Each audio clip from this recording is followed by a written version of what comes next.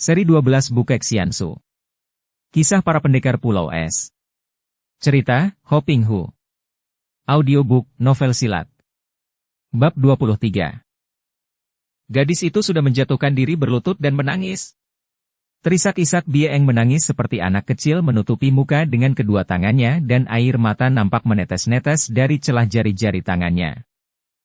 Tentu saja Cheng Liong terkejut bukan main dan dia pun cepat menghampiri dan berlutut pula di depan gadis itu. Ingin dia menghibur, ingin dia menyentuh, akan tetapi tidak berani dan timbul kekhawatiran besar di dalam hatinya. Bie Eng. Ah, Bie Eng, kau maafkanlah aku kalau semua kata-kataku menyinggung perasaanmu. Bie Eng, kalau engkau merasa terhina oleh pengakuanku tadi, biarlah, aku mengaku salah, dan boleh engkau menghukumku. Pukullah aku, sumpahi mati pun aku tidak akan membalas. Bie Eng menurunkan kedua tangannya dan dengan mata basah dan hidung merah ia memandang pemuda itu. Mereka saling pandang dan tiba-tiba Bie Eng menangis lagi, menutupi lagi mukanya dengan kedua tangan. Cheng Liong menjadi semakin bingung dan khawatir. Dia adalah seorang pemuda gagah perkasa, penuh keberanian dan ketenangan. Akan tetapi sekarang menghadapi gadis yang dicintanya menangis tidak karuan mendengar pengakuan cintanya, dia menjadi bingung, tidak tahu harus berbuat apa. Bie Eng, sekali lagi maafkanlah aku. Mengapa engkau kelihatan begini berduka? Kalau engkau marah kepadaku, hal itu masih dapat ku mengerti, akan tetapi kenapa engkau berduka? Kenapa menangis? Engkau yang segagah ini? Bie Eng semakin menggugup dan akhirnya Cheng Liong membiarkan gadis itu menangis. Agaknya gadis itu harus menghabiskan dulu air matanya, baru dapat diajak bicara, pikirnya. Dan biarpun pendapatnya ini hanya ngawur saja, akan tetapi buktinya memang demikian. Setelah puas menangis, tangis gadis itu mereda, bahkan ia lalu dapat bicara. Cheng Liong, aku tidak marah kepadamu, tapi kata-katamu tadi membongkar semua isi batinku dan membuatku berduka. Ketahuilah, Aku telah bertunangan dengan orang lain. Cheng Liong menatap wajah gadis itu, sikapnya tenang, akan tetapi wajahnya berubah pucat dan dia merasa betapa jantungnya seperti ditikam pedang. Dia menggigit bibirnya dan termenung sejenak. Tapi, bukankah tadi kau mengatakan bahwa kau tidak pernah saling mencinta dengan seorang pria? Gadis itu terisak dan mengusap air matanya dengan ujung lengan baju. Itulah sebabnya aku menangis. Aku tidak mencintanya, aku hanya menurut kehendak ayah ibuku saja. Ah, dan dia? Dia tentu mencintamu, bukan? Gadis itu menggeleng kepala. Dia pun seperti aku, hanya menurut kehendak orang tua, dan kami tidak sempat bergaul, begitu bertemu orang tua kami saling setuju menjodohkan kami, kemudian aku ikut calon ayah mertuaku untuk dididik ilmu silat, sebaliknya dia ikut ayahku untuk menerima pendidikan ilmu pula. Cheng Liong menarik napas panjang. Hatinya terasa nyeri. Dia tahu bahwa amat banyak orang-orang muda seperti Bie Eng dan tunangannya ini. Bahkan ada orang baru melihat istri atau suaminya setelah bertemu sebagai sepasang mempelai. Menjadi mempelai seperti beli undian saja, untung-untungan. Sungguh aku merasa heran, bagaimana seorang gadis seperti engkau mau begitu saja dijodohkan tanpa mempertimbangkan perasaan hatimu sendiri? Aku tidak berani menolak, karena aku tidak ingin menyusahkan hati ayah ibuku yang hanya mempunyai seorang anak tunggal yaitu aku, Cheng Liong. Hening sejenak. Keheningan yang amat tidak enak bagi Cheng Liong. Jadi engkau tidak cinta kepada pemuda itu, tidak suka kepadanya? Aku tidak mencintanya, bukan berarti tidak suka. Dia cukup baik dan gagah perkasa. Siapakah dia, kalau aku boleh mengetahuinya, Bie Eng? Dia bernama Sim Hou, putra tunggal dari paman Sim Hong Bu. Ah! Cheng Liong melompat berdiri dengan kaget sehingga Bie Eng juga terkejut dan mengangkat muka memandang. Putra orang tua yang gagah perkasa itu? Ah, pantas kalau begitu orang tuamu menerimanya. Kalau begitu, aku tidak tahu diri, sungguh aku tidak tahu diri berani menyatakan cinta kepada calon mantu Sim Lo Cianpui. Maafkan kelancanganku, Nona. Dan selamat tinggal. Dengan hati terasa perih dan tubuh lemas Cheng Liong lalu meninggalkan gadis itu, setelah membalikkan tubuhnya dan melangkah perlahan-lahan. Cheng Liong! Terdengar seruan lemah dan Cheng Liong seperti tertahan kakinya. Benarkah apa yang didengarnya tadi? Suara Bieng memanggilnya, disusul isak tangis gadis itu. Dia membalikkan tubuh dan memandang. Dilihatnya Bieng menangis, berdiri dengan kedua tangan diulur ke depan, kedua lengan itu terbuka dan air mata bercucuran di atas sepasang pipinya. Cheng Liong. Jangan. Jangan pergi, jangan tinggalkan aku, gadis itu berkata terisak-isak. Bieng. Apa artinya ini? Cheng Liong lari menghampiri dan mereka saling tubruk, saling rangkul, entah siapa yang bergerak merangkul lebih dulu. Bieng menyembunyikan mukanya di atas dada pemuda itu dan ia pun menangis terisak-isak. Cheng Liong menjadi bengong sejenak, kedua lengannya merangkul pundak dan leher gadis itu, mendekap kepala itu ke dadanya dan perlahan-lahan dia merasa kehangatan air mata itu menembus bajunya dan membasahi dadanya. Terasa segar bagaikan siraman embun ke atas bunga yang tadi melayu di dalam hatinya membuat bunga itu berkembang kembali dengan segarnya. Dia hampir tidak dapat percaya akan keadaan ini. Seujung rambut pun tadi dia tidak pernah menyangka bahwa Bieng akan bersikap begini, bahkan sekarang pun, setelah dia merangkul gadis itu, merasakan kehangatan tubuhnya dan kehangatan air mata di kulit dadanya, dia masih ragu-ragu dan belum percaya. Bieng. Ah, Bieng apa artinya ini? Kenapa engkau menangis? Kedua lengannya memeluk ketat dan kini jari-jari tangannya mengelus rambut kepala yang bersandar di dadanya itu penuh kasih sayang. Tanpa mengangkat mukanya, Bieng menjawab lirih dan malu-malu. Cheng Liong, apakah engkau belum dapat mengerti? Aku tidak hanya menerima cinta kasihmu, aku bahkan juga mencintamu. Dengan jari-jari tangan gemetar dan jantung berdegup girang, Cheng Liong menyentuh dagu yang meruncing itu dan mendorongnya ke belakang sehingga wajah gadis itu tengadah. Mereka saling pandang. Wajah itu kemerahan dan masih ada butir-butir air mata seperti mutiara di kedua pipi itu. Bieng. Mimpikah aku? Cheng Liong bertanya seperti orang bingung, suaranya lirih mengandung getaran kuat. Wajah yang basah itu kini tersenyum, seperti sekuntum bunga bermandikan embun kini merkah segar. Nampak sebagian deretan gigi putih berkilau dan sepasang mata yang masih mengandung air mata itu memandang mesra. Biarpun dia belum berpengalaman, dan biarpun getaran jantungnya membuat tubuhnya menggigil, ada sesuatu yang mendorong Cheng Liong untuk menunduk dan dua kali mencium pipi kanan kiri yang kemerahan, mencucupi butiran air mata dari pipi. Dua pasang lengan itu otomatis saling memeluk lebih ketat seolah-olah keduanya ingin menyatukan diri dalam pelukan itu. Setelah gelora perasaan itu mereda, Cheng Liong yang sejak tadi masih dilanda keraguan dan sulit menerima dan mempercaya kebahagiaan yang tiba-tiba melanda dirinya itu, sekali lagi menyentuh dagu gadis itu dan mengangkat mukanya. Sejenak mereka bertatapan pandang penuh kemesraan, kemudian terdengar Cheng Liong berkata lirih. Bieng. Tapi kau telah bertunangan. Bagaikan dipagut ular berbisa, Bieng melepaskan diri dari pelukan Cheng Liong, meloncat ke belakang dan memandang wajah Cheng Liong dengan muka berubah pucat sekali. Lalu gadis itu mengepal kedua tangannya dengan kuat, matanya mengeluarkan sinar dan ia nampak penasaran sekali. Engkau benar. Aku telah bertunangan atau lebih tepat lagi, ditunangkan dan dipaksa berjodoh. Aku bukan anjing, atau kucing, bukan boneka. Aku tidak boleh menerima begitu saja. Aku harus menentangnya. Tapi, Bieng, kalau engkau memutuskan tali pertunangan itu karena aku, tentu orang tuamu marah kepadaku dan menganggap aku yang menjadi biang keladi, padahal mereka itu tidak suka kepadaku. Dahulu pun, mereka menolak keras ketika mendengar usul mendiang Hek Ih Moong yang hendak menjodohkan kita. Pula, aku amat menghormati Sim Lo Cian Pue. Bagaimana aku ada muka untuk berhadapan dengannya kalau kini aku menjadi perusak pertalian jodoh antara engkau dan puteranya? Cheng Liong, benarkah engkau cinta padaku? Tentu saja. Sebesar aku mencintamu?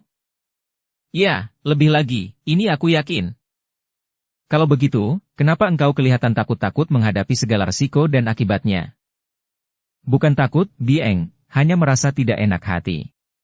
Aku menghormati dan mengagumi orang tuamu, juga Sim Lo Cian Pue, dan aku khawatir akan nasibmu kalau menentang orang tuamu. Jadi, kalau begitu engkau menganjurkan aku menerima saja nasibku? Menerima saja dijodohkan dengan orang lain? Cheng Liong, Cinta macam apa yang ada di hatimu terhadap diriku? Tidak, bukan begitu maksudku. Aku hanya ingin agar dengan halus engkau dapat memberi alasan kepada orang tuamu agar mereka tidak memaksamu, dan kita. Dengan terus terang menghadap orang tuamu, menceritakan tentang cinta kita. Nah, begitu baru benar. Dia yang menjadi gembira dan ia melangkah maju, dipegangnya kedua tangan pemuda itu. Cheng Liong, kalau aku berada di sampingmu, kalau aku bersamamu, aku tidak takut menghadapi apapun juga.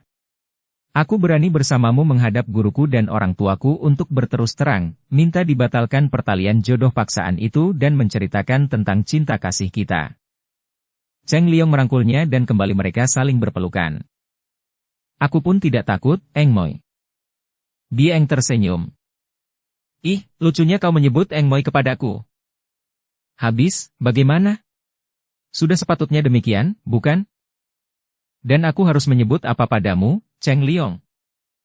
Bagaimanapun juga, selain lebih tua darimu, aku pun calon suamimu, kan? Pantasnya engkau menyebut Koko. Liong Koko. Ih, lucu juga. Melihat kekasihnya itu dengan mata masih basah bekas air mata kini tersenyum-senyum manis dan gembira, Cheng Liong tak dapat menahan hatinya dan diciumnya gadis itu, kini diciumnya bibir yang merah itu. Dia masih canggung karena selama hidupnya baru pertama kali itu mencium, itu pun dilakukannya hanya menurut dorongan naluri kejantanannya saja.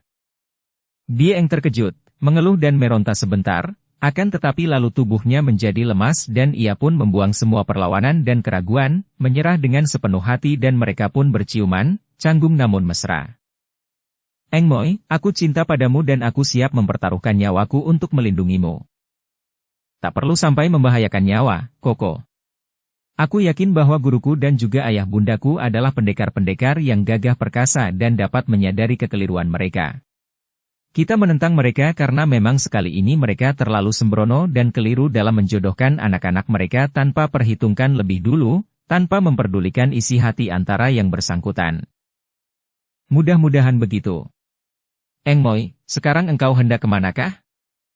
Aku datang ke tempat ini bersama Suhu, dan tadi kami berpisah, masing-masing melakukan penyelidikan di sekitar tempat ini.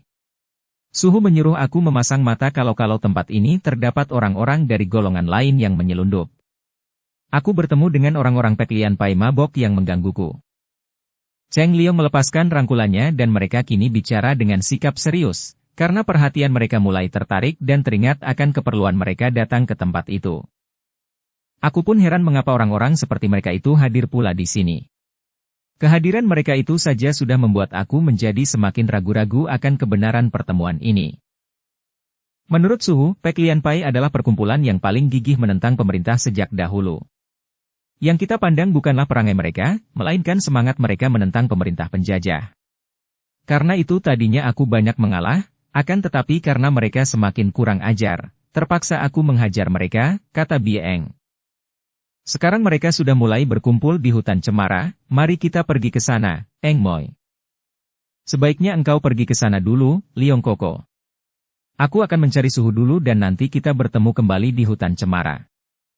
Menuruti perasaan hatinya, Cheng Liong ingin berdampingan terus dengan kekasihnya, akan tetapi dia pun tahu bahwa kekasihnya itu tidak mungkin meninggalkan gurunya atau juga calon ayah mertuanya itu begitu saja. Baiklah, kita saling jumpa di hutan cemara, Eng Moi, katanya dan mereka saling menggenggam tangan dan saling berpandangan dengan penuh perasaan mesra. Bieng lalu melepaskan tangannya dan membalik, lalu berlari cepat, lenyap di balik pohon-pohon. Sampai beberapa lamanya Cheng Liong berdiri bengong, kemudian dia pun melanjutkan perjalanan menuju ke hutan cemara. Di hutan cemara telah berkumpul banyak sekali orang. Ada 100 orang lebih yang sudah datang berkumpul. Mereka itu rata-rata nampak gagah perkasa dan penuh semangat. Hutan di kaki pegunungan Tai Hangsan itu nampak ramai walaupun hal ini agaknya tidak diketahui oleh para penduduk dusun yang berada di sekitar Tai Hangsan namun cukup jauh dari tempat pertemuan yang sepi itu. Pada waktu itu, sudah terdapat beberapa buah perkumpulan yang anti pemerintah, di antaranya yang paling terkenal pada waktu itu adalah Peklian Pai atau Peklian Pang yang intinya adalah agama Peklian Kau. Kemudian Pat Kua Pai dan Tian Li Pai yang juga merupakan perkumpulan rahasia yang selalu dikejar-kejar pemerintah karena mereka itu terang-terangan menentang pemerintah Manchu yang berkuasa. Pada mulanya memang cita-cita menentang penjajah ini digerakkan oleh orang-orang yang berjiwa patriot di antara para tokoh mereka. Akan tetapi sungguh sayang, cita-cita ini kemudian dicampuri dengan cita-cita pribadi atau cita-cita kelompok yang lain lagi, yang hanya mementingkan keuntungan diri pribadi atau kelompok, ambisi untuk mencari kedudukan atau keuntungan. Bahkan lebih buruk lagi, di antara para anak buah perkumpulan-perkumpulan rahasia itu ada yang terlalu mengandalkan kekuatan dan kekuasaan atau pengaruh perkumpulannya sehingga seringkali mereka bertindak sewenang-wenang. Bahkan ada pula orang-orang yang memang berwatak jahat menyelundup masuk dan melakukan perbuatan-perbuatan yang mengotorkan nama perkumpulan. Ketika Cheng Liong tiba di hutan cemara, banyak orang sudah berkumpul. Yang amat menyolok adalah 3 buah perkumpulan itu. Mereka datang dengan anggota yang puluhan orang banyaknya dan nampaklah bendera-bendera mereka berkibar dan pasukan mereka berada di belakang bendera perkumpulan masing-masing. Di depan bendera Peklian Pai berdiri seorang Tosu berusia 65 tahun, bertubuh tinggi kurus dan bermuka pucat akan tetapi sepasang matanya yang mencorong itu menunjukkan bahwa Tosu yang tua ini tentu memiliki ilmu kepandaian yang tinggi. Di kanan kirinya berdiri 2 orang Tosu tua yang tadi ribut dengan Bieng. Sikap 3 orang Tosu ini angkuh dengan muka ditegakkan menghadap ke depan, kedua tangan di belakang tubuh dan kedua kaki dipentang lebar. Akan tetapi sikap para anak buah Peklian Pai tidak teratur dan mereka itu nampak berbisik-bisik dan ada yang tersenyum-senyum dengan mata melirik ke kanan kiri. Patkwa Pai dengan benderanya yang angker, bentuk segi 8 dengan garis-garis patkwa, dipimpin oleh seorang kakek pula yang bertubuh sedang, berpakaian putih dan kuning seperti pakaian pertapa, dengan rambut, jenggot dan kumis awut-awutan panjang tak terpelihara, diiringkan 20 lebih anak buah Patkwa Pai yang kesemuanya mengenakan pakaian seragam dengan gambar Patkwa di bagian dada. Sikap mereka ini lebih serius dan pendiam daripada para anak buah Peklian Pai yang berbendera gambar bunga teratai itu. Berbeda dengan 2 perkumpulan terdahulu, Tian Li Pai yang datang dengan anak buah sebanyak 50 orang itu dipimpin oleh seorang pria berusia 40 tahun, berpakaian ringkas serba hitam dengan sepasang pedang tergantung di punggung. Sikapnya pendiam dan gagah, juga anak buahnya kelihatan gagah dengan pakaian yang serba hitam dan ringkas. Karena saat pertemuan yang ditentukan telah tiba, maka di dataran tinggi yang dikelilingi para peserta itu muncul seorang pria yang gagah perkasa, yang memakai baju kulit harimau. Pria ini berusia kurang lebih 40 tahun dan begitu muncul di dataran tinggi itu pria itu menjura dengan sikap gagah dan hormat ke 4 penjuru sambil berseru dengan nada suara yang lantang.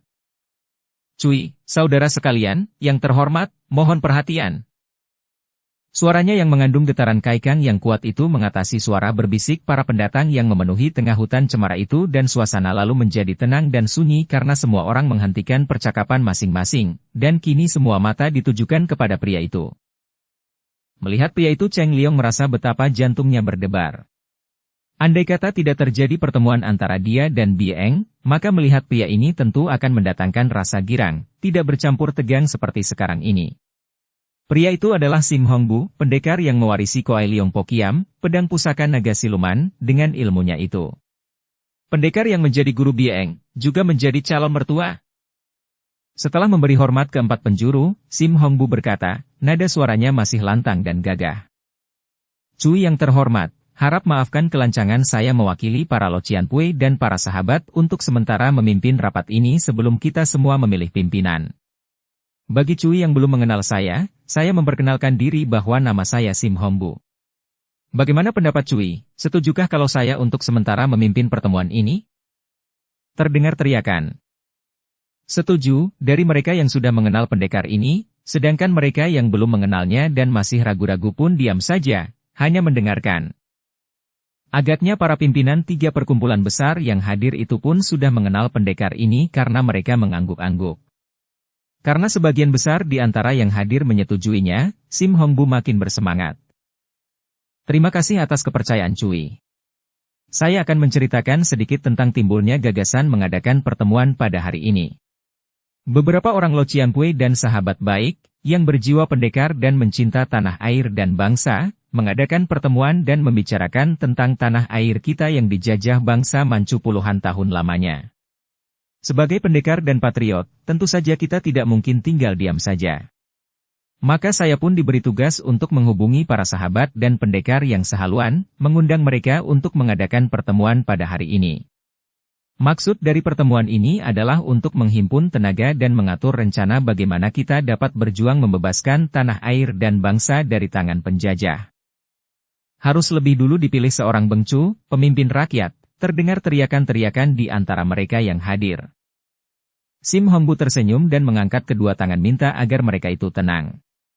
Setelah keadaan menjadi tenang, dia berkata, "Memang seperti yang Cui kehendaki, pertama-tama kita memilih pimpinan. Karena itu maka tadi saya katakan bahwa saya hanya untuk sementara memimpin pertemuan ini, atau sebagai juru bicara. Kita mengangkat seorang pemimpin dan pemimpin itulah yang kemudian menentukan para pembantunya. Setujukah Cui?" Semua orang kembali berisik menyatakan setuju. Tosu gendut, yaitu yang pernah ribut dengan Bieng, mengacungkan tangan ke atas dengan suara yang menggeledek. Dia berkata, "Kami calonkan ketua kami menjadi bengcu." Ucapan ini disambut sorak-sorai anak buah Pek Lian Pai. "Kami usulkan pimpinan kami Giam Sanjin menjadi bengcu," teriak seorang di antara anak buah Pat Kua Pai, dan teriakan ini pun disambut sorak-sorai anak buah perkumpulan itu. "Kami usulkan Toako kami Suciok menjadi calon bengcu," teriak anak buah Tian Lipai disambut sorak-sorai teman-temannya. Kembali Sim Hongbu mengangkat kedua tangannya ke atas untuk memberi isyarat agar suasana kembali tenang. Setelah keadaan tenang, dia pun berkata, "Memang untuk memilih bengcu, harus lebih dahulu diajukan calon-calon. Seorang calon yang diajukan harus memenuhi syarat, dan harus dikemukakan kebaikan-kebaikan apa maka dia dipilih menjadi bengcu. Saya mulai dengan Lo Chian Wei Chi Hong Tosu pimpinan Pek Lian Pai yang tadi diajukan sebagai calon. Harap dikemukakan alasan-alasan mengapa dia dicalonkan." Sim Hongbu sudah tahu siapa adanya Tosu kurus yang memimpin rombongan Pek Lian Pai itu, dan dia tahu bahwa biarpun Tosu itu memiliki ilmu kepandaian tinggi, akan tetapi berwatak tinggi hati, bahkan kadang-kadang sombong dan terlalu memandang rendah orang lain.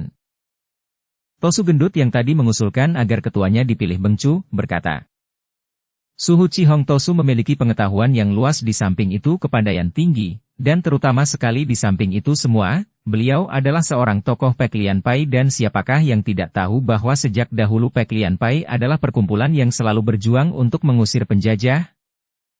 Susiok kami, Giam Sanjin belum tentu kalah dibandingkan dengan tokoh Pek Lian Pai." Tiba-tiba terdengar suara dari rombongan Pat Kua Pai. Dan mengenai perjuangan menentang pemerintah penjajah, Pat Kua Pai juga sudah amat terkenal. Dalam hal perjuangan, Tian Lipai tidak kalah. Dan dalam hal kepandaian, juga Toako kami Suciok boleh diandalkan, teriak orang-orang Tian Lipai. Kembali keadaan menjadi berisik karena tiga golongan ini bicara sendiri semaunya. Sementara itu, sejak tadi Cheng Liong tidak memperhatikan mereka yang ribut mengajukan calon-calon bengcu karena dia mencari-cari Bieng dengan matanya. Begitu melihat munculnya guru dan calon ayah mertua kekasihnya, dia sudah menoleh dan memandang ke sana-sini, mencari-cari dengan pandang matanya dan merasa gelisah mengapa gadis itu belum juga muncul. Akhirnya dia melihat berkelebatnya bayangan Bieng di antara penonton di sebelah selatan, maka dia pun menyusup ke sana menghampiri, dan Bieng yang juga melihatnya lalu bergerak pula menghampirinya. Seperti telah mereka janjikan dan setujui berdua, mereka lalu berdiri di tempat yang tidak begitu berdesak-desak, berdiri berdampingan dan sama-sama memandang ke arah Sim Hongbu yang memimpin pertemuan itu. "Suhumu memang gagah perkasa." Cheng Liong memuji lirih. "Ya, dan kalau menurut aku, tidak ada yang lebih baik daripada Suhu untuk menjadi calon bengcu. Dia penuh semangat dan berilmu tinggi, juga kegagahan dan kebersihannya tidak perlu diragukan lagi," jawab Bieng lirih. "Kalau begitu, kenapa tidak kau usulkan agar dia dicalonkan pula?" "Engkau benar. Orang-orang seperti mereka itu dicalonkan, mengapa Suhu tidak?" Setelah berkata demikian, sekali menggerakkan kakinya, gadis itu sudah meloncat ke depan, ke arah bagian tanah yang agak tinggi walaupun tidak setinggi tanah datar di mana gurunya berada, dan dengan pengerahan kaikang yang membuat suaranya melengking tinggi mengatasi semua kegaduhan ia berkata, "Cui, saya juga mengajukan seorang calon bengcu, yaitu bukan lain guru saya sendiri Sim Hongbu yang Cui semua sudah mengenalnya." Usul ini disambut sorakan setuju dari sebagian banyak orang, mungkin lebih tertarik karena melihat kecantikan dan keberanian Bieng daripada kepercayaan mereka terhadap Sim Hongbu sendiri. Melihat ulah muridnya, Sim Hongbu tertawa dan mengangkat kedua tangan ke atas. Cui sekalian, harap maafkan murid saya. Akan tetapi karena ia sudah mengajukan saya sebagai calon, tentu saja terserah kepada Cui. Nah, siapa lagi yang akan mengajukan calon? Ternyata banyak juga calon yang diajukan oleh para pendekar itu. Di antara mereka bahkan terdapat Butaihiap atau pendekar Busengkin yang terkenal sebagai seorang pendekar sakti banyak istri dan kekasihnya itu, yang kini telah berusia 60 tahun lebih akan tetapi masih nampak ganteng dan gagah. Butaihiap hanya tersenyum-senyum saja mendengar betapa dia dicalonkan sebagai bengcu yang memimpin para pendekar dan patriot untuk berjuang menentang pemerintah penjajah. Agaknya pendekar ini merasa gembira bahwa masih ada orang yang percaya kepadanya dan diam-diam dia merasa bangga karenanya. Jumlah para calon itu ada 17 orang. Jumlah calon begini banyak, bagaimana harus diadakan pemilihan di antara yang 17 ini? Sim Hongbu menjadi bingung sendiri melihat demikian banyaknya calon yang diajukan. Apalagi mereka itu nampak demikian bernafsu untuk menang dalam pemilihan ini. Mudah saja diatur. Kita adalah orang-orang yang sudah biasa mengandalkan ilmu silat untuk melewati hidup. Karena itu, untuk menentukan pilihan, sebaiknya kalau dipilih di antara kita yang paling tangguh. Nah, aku sebagai seorang di antara calon-calon sudah maju untuk menandingi calon lain yang merasa berkepandaian tinggi. Yang bicara ini adalah seorang pria tinggi besar bermuka hitam yang sudah meloncat ke depan, di tempat datar itu, bersikap menantang. Semua orang memandang kepadanya. Pria ini tadi dipilih oleh kawan-kawannya dan dia terkenal sebagai seorang yang ditakuti di Taigoan, bahkan di provinsi Shanxi dia dikenal sebagai jagoan atau tukang pukul yang disegani. Karena dia tidak pernah jahat, walaupun agak sewenang-wenang mengandalkan ilmu silatnya dan selalu ingin benar sendiri, maka dia selalu menganggap diri sendiri sebagai seorang pendekar. Pria ini bernama Tanggan, dan pria yang tinggi besar bermuka hitam ini berusia 40 tahun, terkenal memiliki banyak macam ilmu silat di antaranya ilmu-ilmu silat Xiaolimsi dan tenaganya amat besar. Sebelum yang lain-lain mengemukakan pendapatnya dan sebelum Sim Hongbu sempat mencegahnya, nampak bayangan berkelebat dan tahu-tahu Suciok, tokoh Tian Lipai, sudah berada di atas tanah datar itu menghadapi Tanggan. Bagus, engkau hendak menantang Pibu? Baik sekali, akulah lawanmu. Lihat seranganku, bentak Suciok sambil menerjang dengan pukulannya yang kuat. Tokoh Tian Lipai ini memang berwatak keras, tidak banyak cakap namun suka sekali berkelahi. Begitu mendengar usul dan tantangan Tanggan tadi, dia sudah naik darah dan menyambut tantangan itu tanpa banyak cakap lagi. Heh, kau ini tokoh Tian Lipang tadi, bentak Tanggan sambil menangkis dengan pengerahan tangannya yang besar. Duh! Pertemuan dua buah lengan yang sama besar dan sama kuatnya itu membuat keduanya terdorong ke belakang sampai terhuyung. Keduanya terkejut, tidak mengira bahwa lawan memiliki tenaga yang demikian besar. Akan tetapi kini Tanggan marah dan membalas serangan tadi dengan cengkeraman tangan ke depan, disusul hantaman tangan kiri ke arah kepala lawan. Karena kini dia tahu bahwa lawannya juga memiliki tenaga besar, maka melihat datangnya serangan yang kuat berbahaya itu, Suciok mengelak dan balas menyerang. Serang-menyerang pun terjadilah dengan serunya. Dan ternyata dua orang yang sama tinggi besar dan sama kuatnya ini memang memiliki kepandaian dan tenaga seimbang. Berkali-kali lengan mereka saling bertemu dan keduanya selalu terdorong ke belakang. Ketika mereka bertanding sampai 20 jurus lebih, tiba-tiba berkelebat bayangan tubuh ke medan perkelahian itu. Kiranya bayangan itu adalah Giam Sanjin tokoh Pat Kuapai. Pelak! Pelak! Kakek berpakaian pertapa ini menggerakkan tangannya menyambut pukulan dua orang yang sedang berkelahi itu dan demikian kuat tamparan tangannya ketika mengenai lengan mereka sehingga Tanggan dan Suciok yang bertenaga besar itu pun terpelanting dan hampir terbanting roboh. Tentu saja keduanya terkejut bukan main. Kalian mundurlah, kakek itu membentak dengan mata mencorong kepada mereka. Dua orang kuat itu terbelalak dan sejenak bimbang. Dari pertemuan tenaga tadi saja mereka pun maklum bahwa kakek tokoh Pat Kuapai ini memang hebat sekali, maka mereka menjadi ragu dan jerih, lalu mundur untuk membiarkan kakek itu bicara. Giam Sanjin memberi hormat keempat penjuru, lalu berkata dengan suara halus. Kami setuju dengan usul untuk menentukan siapa menjadi bengcu melalui ujian kepandaian. Akan tetapi bukan secara kasar dan tak teratur seperti yang diperlihatkan dua saudara tadi. Sebelumnya harus diadakan peraturan agar tidak kacau balau. Pertama ingin kami mendengar apakah Cui yang hadir di sini setuju bahwa untuk menentukan Bengcu diadakan ujian kepandaian di antara para calon dan yang paling pandai berhak menjadi Bengcu. Xian Cai. Itulah yang paling baik. Kami setuju. Terdengar Chi Hong Tosu tokoh Pek Lian Pai berseru, suaranya tinggi melengking sehingga terdengar jelas karena memang Tosu ini hendak memperlihatkan kekuatan kaikangnya. Selain Ketua Pek Lian Pai, banyak pula di antara para tokoh yang tadi dicalonkan menyetujui. Kembali suasana menjadi gaduh karena ada pula di antara para pendekar yang nampaknya tidak setuju dengan usul pertandingan adu kepandaian itu. Cheng Liong sejak tadi merasa tidak setuju dengan sikap para tokoh yang hendak melakukan pemilihan Bengcu melalui adu ilmu silat. Dan dia pun melihat sesuatu yang menarik hatinya, yaitu ketika ada seorang pemuda gagah perkasa bercakap-cakap dengan Sim Hongbu. Bahkan pendekar berbaju kulit harimau itu memeluk pemuda itu. Dia lalu bertanya kepada Bieng siapa adanya pemuda yang baru muncul itu. Bieng menoleh ketika ia memandang pemuda itu, wajahnya menjadi merah sekali. Itulah putra Suhu, katanya lirih. Jantung dalam dada Cheng Liong berdebar keras penuh ketegangan. Jadi pemuda itukah tunangan kekasihnya? Seorang pemuda yang kelihatan gagah sekali. Akan tetapi dia yang tidak mencintanya dan memilih dia.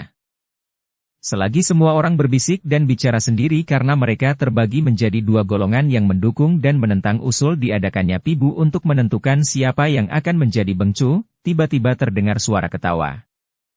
Suara ketawa ini mengatasi semua suara berisik sehingga semua orang lalu menoleh dan memandang kepada kakek yang tertawa-tawa itu. Kakek ini sudah berdiri dan karena suara ketawanya yang luar biasa, maka semua orang dengan mudah dapat menemukannya. Dia berdiri sambil bertolak pinggang. Seorang kakek yang usianya tentu sudah 60-an tahun. Akan tetapi wajahnya masih nampak ganteng, pakaiannya pesolek dan indah. Di dekatnya sendiri 4 orang wanita setengah tua yang kesemuanya cantik-cantik. Mereka yang berada di situ, hanya ada beberapa orang saja yang sudah mengenalnya. Kakek ini bukan lain adalah Bu Tai Hiap atau nama lengkapnya adalah Bu Sengkin, seorang pendekar besar yang suka bertualang. Kini Bu Tai Hiap yang hadir bersama 4 orang istrinya itu memandang kepada Chi Hong Tosu, masih tertawa, dengan nada mengejek. Pertemuan macam apakah ini? Pertemuan antara orang-orang yang berjiwa patriot, ataukah pertemuan gerombolan tukang pukul yang hendak pamer kepandaian silat?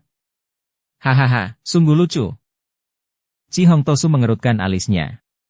Dia sendiri tidak mengenal siapa adanya kakek itu, akan tetapi dia mengenalnya sebagai seorang di antara para calon karena tadi ada orang yang mencalonkan kakek ganteng ini.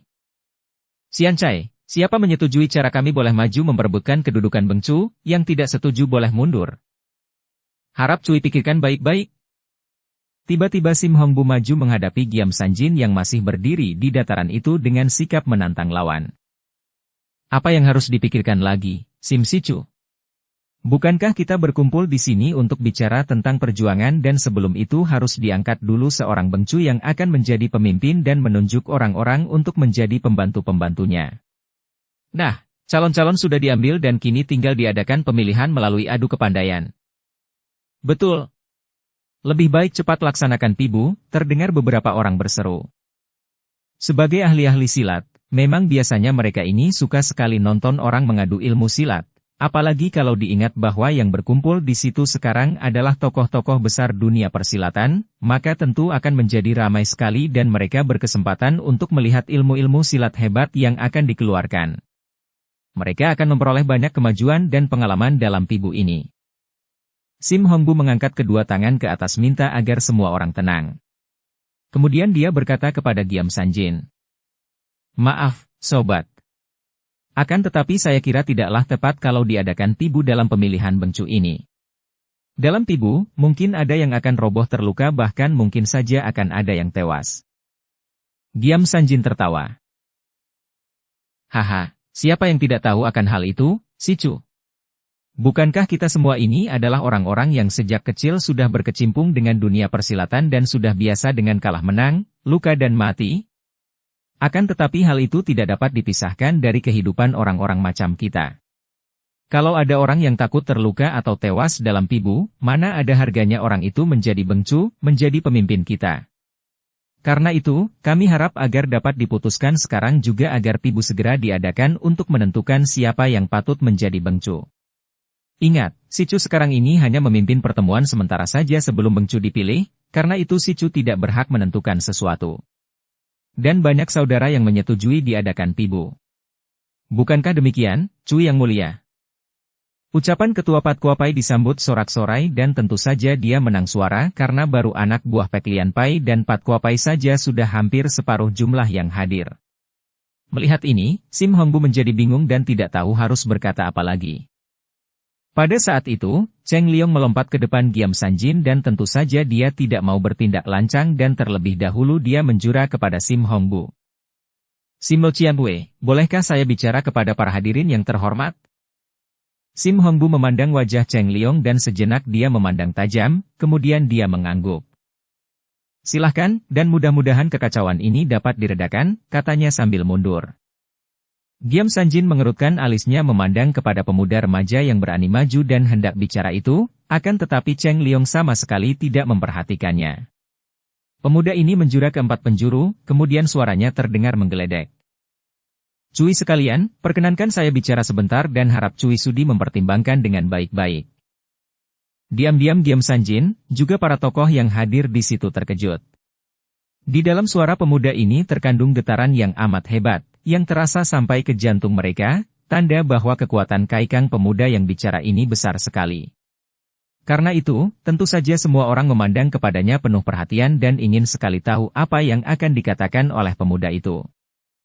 Cheng Liong sudah mengambil keputusan untuk menghalangi terjadinya kekacauan dalam pertemuan ini, maka dengan sikap tenang namun tegas dia pun mulai bicara, suaranya tetap lantang karena memang dia ingin mengatasi semua kegaduhan agar dapat didengar dengan baik oleh mereka semua. Cui yang terhormat. Saya mengajak Cui untuk merenungkan sejenak dan menjawab pertanyaan yang kita ajukan kepada diri sendiri, yaitu untuk apakah kita semua ini dari jauh datang berkumpul ke sini dan mengadakan pertemuan ini? Jawabannya tentu mudah dan dapat disetujui kita semua, yaitu bahwa kita berkumpul untuk bersatu padu dan berjuang membebaskan negara dari penjajahan. Dan sekarang, dalam pemilihan Bengcu, kita akan berhadapan sebagai orang-orang yang hendak memperebutkan kedudukan. Bahkan untuk memperebutkan kedudukan Bengcu, kita tidak segan-segan untuk saling serang, saling melukai dan bahkan saling bunuh. Para saudara yang tidak menyetujui pertandingan Pibu memperebutkan kedudukan ini tentu orang-orang gagah perkasa yang juga tidak takut terluka atau mati, akan tetapi tidak setuju karena melihat bodohnya keputusan ini. Tidak setuju karena cara yang dipergunakan untuk memilih Bengcu ini tidak baik. Ucapan pemuda itu membuat semua orang tertegun, bahkan mereka yang tadinya menyetujui diadakannya Pibu kini terdiam. Akan tetapi, Giam Sanjin yang memelopori cara Pibu yang tadi didahului oleh Tanggan dan Suciok, menganggap pemuda ini menjadi penghalang yang menentangnya. Cara apapun yang kita adakan, adalah baik karena untuk suatu tujuan yang baik. Tujuan kita memilih Bengcu yang benar-benar patut kita jadikan pemimpin. Apa salahnya cara Pibu bagi orang-orang yang menganggap diri pendekar? Demikian kepala rombongan Patkuapai membantah, juga dia mengerahkan tenaga kaikang dalam suaranya sehingga terdengar lantang. Maaf, kata Cheng Liong, menjura kepada orang tua itu. Bukan maksud saya untuk semata-mata menentang pendapat itu, melainkan mengajak semua saudara untuk mempertimbangkan dengan penuh kesadaran. Kita berkumpul dengan maksud untuk bersatu. Dalam menghadapi perjuangan besar, kita perlu bersatu padu. Akan tetapi, cara pemilihan Bengcu dengan jalan Pibu bukanlah hal yang menguntungkan, bahkan amat berbahaya. Dalam Pibu, yang terluka apalagi yang tewas tentu menimbulkan dendam dan hal ini akan memecah belah persatuan antara kita. Pula, harus diingat bahwa seorang Bengcu yang akan memimpin perjuangan, tidak cukup kalau hanya mempunyai kepandaian silat tinggi. Perang lebih membutuhkan ilmu perang, walaupun dalam pertempuran dibutuhkan kemahiran ilmu silat bagi para pejuang yang bertempur. Yang penting adalah caranya untuk bersatu, karena caralah yang menentukan sesuatu, yang menciptakan baik buruknya sesuatu, bukan tujuan. Semua orang yang mendengarkan menjadi semakin bingung, terutama yang tadi menyetujui diadakannya Pibu. Mereka dapat merasakan kebenaran ucapan pemuda itu, akan tetapi sebagai orang-orang yang suka akan ilmu silat, mereka pun ingin sekali kalau Pibu diadakan agar mereka dapat menikmati pertandingan-pertandingan yang tentu akan hebat sekali itu. Sementara itu, Giam Sanjin sudah marah sekali, merasa bahwa dia disudutkan oleh pemuda remaja yang tidak dikenal itu. Maka dia pun melangkah maju menghampiri Cheng Liong dan menegur keras. Orang muda, siapakah engkau berani berlagak menggurui kami? Bagaimanapun juga, kami tetap mengambil keputusan untuk memilih Bengcu dengan cara pibu. Kalau sudah begitu, engkau mau apa? Kalau kau tidak setuju, boleh angkat kaki dari sini. Dalam urusan penting ini, kami tidak membutuhkan nasihat-nasihat seorang bocah hijau seperti engkau. Tentu saja ucapan ini merupakan penghinaan yang memanaskan hati. Akan tetapi Cheng Liong tetap bersikap tenang, bahkan dia tersenyum. Kalau saja dia tidak ingat bahwa di situ terdapat banyak tamu para pendekar sakti dan para Lo Qian Wei, tentu dia sudah mempermainkan kakek yang sombong ini. Kini dia harus bersikap dan bertindak tegas kalau dia menghendaki agar pertemuan itu tidak sampai berubah menjadi arena pertandingan yang akibatnya tentu akan memecah belah kekuatan di antara mereka saja. Lo Qian Wei, katanya dengan sikap hormat. Bagaimanapun juga, saya akan menentang pibu yang diadakan untuk pemilihan Bengcu. Ucapannya itu hormat, akan tetapi tenang dan tegas sekali. Suasana menjadi tegang ketika pemuda itu mengeluarkan ucapan ini. Betapa beraninya pemuda itu, pikir mereka. Atau lancang dan tak tahu diri?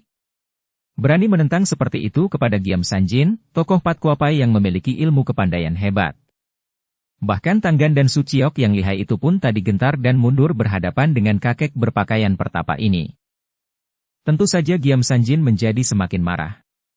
Pemuda ini menyebutnya Lo Qian Wei, berarti mengakui bahwa kedudukan dan kepandaiannya jauh lebih tinggi, akan tetapi berani menentangnya.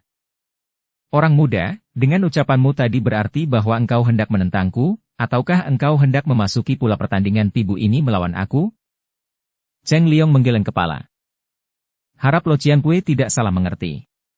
Saya tidak bermaksud ikut pibu memperebutkan kedudukan, bahkan saya menentangnya.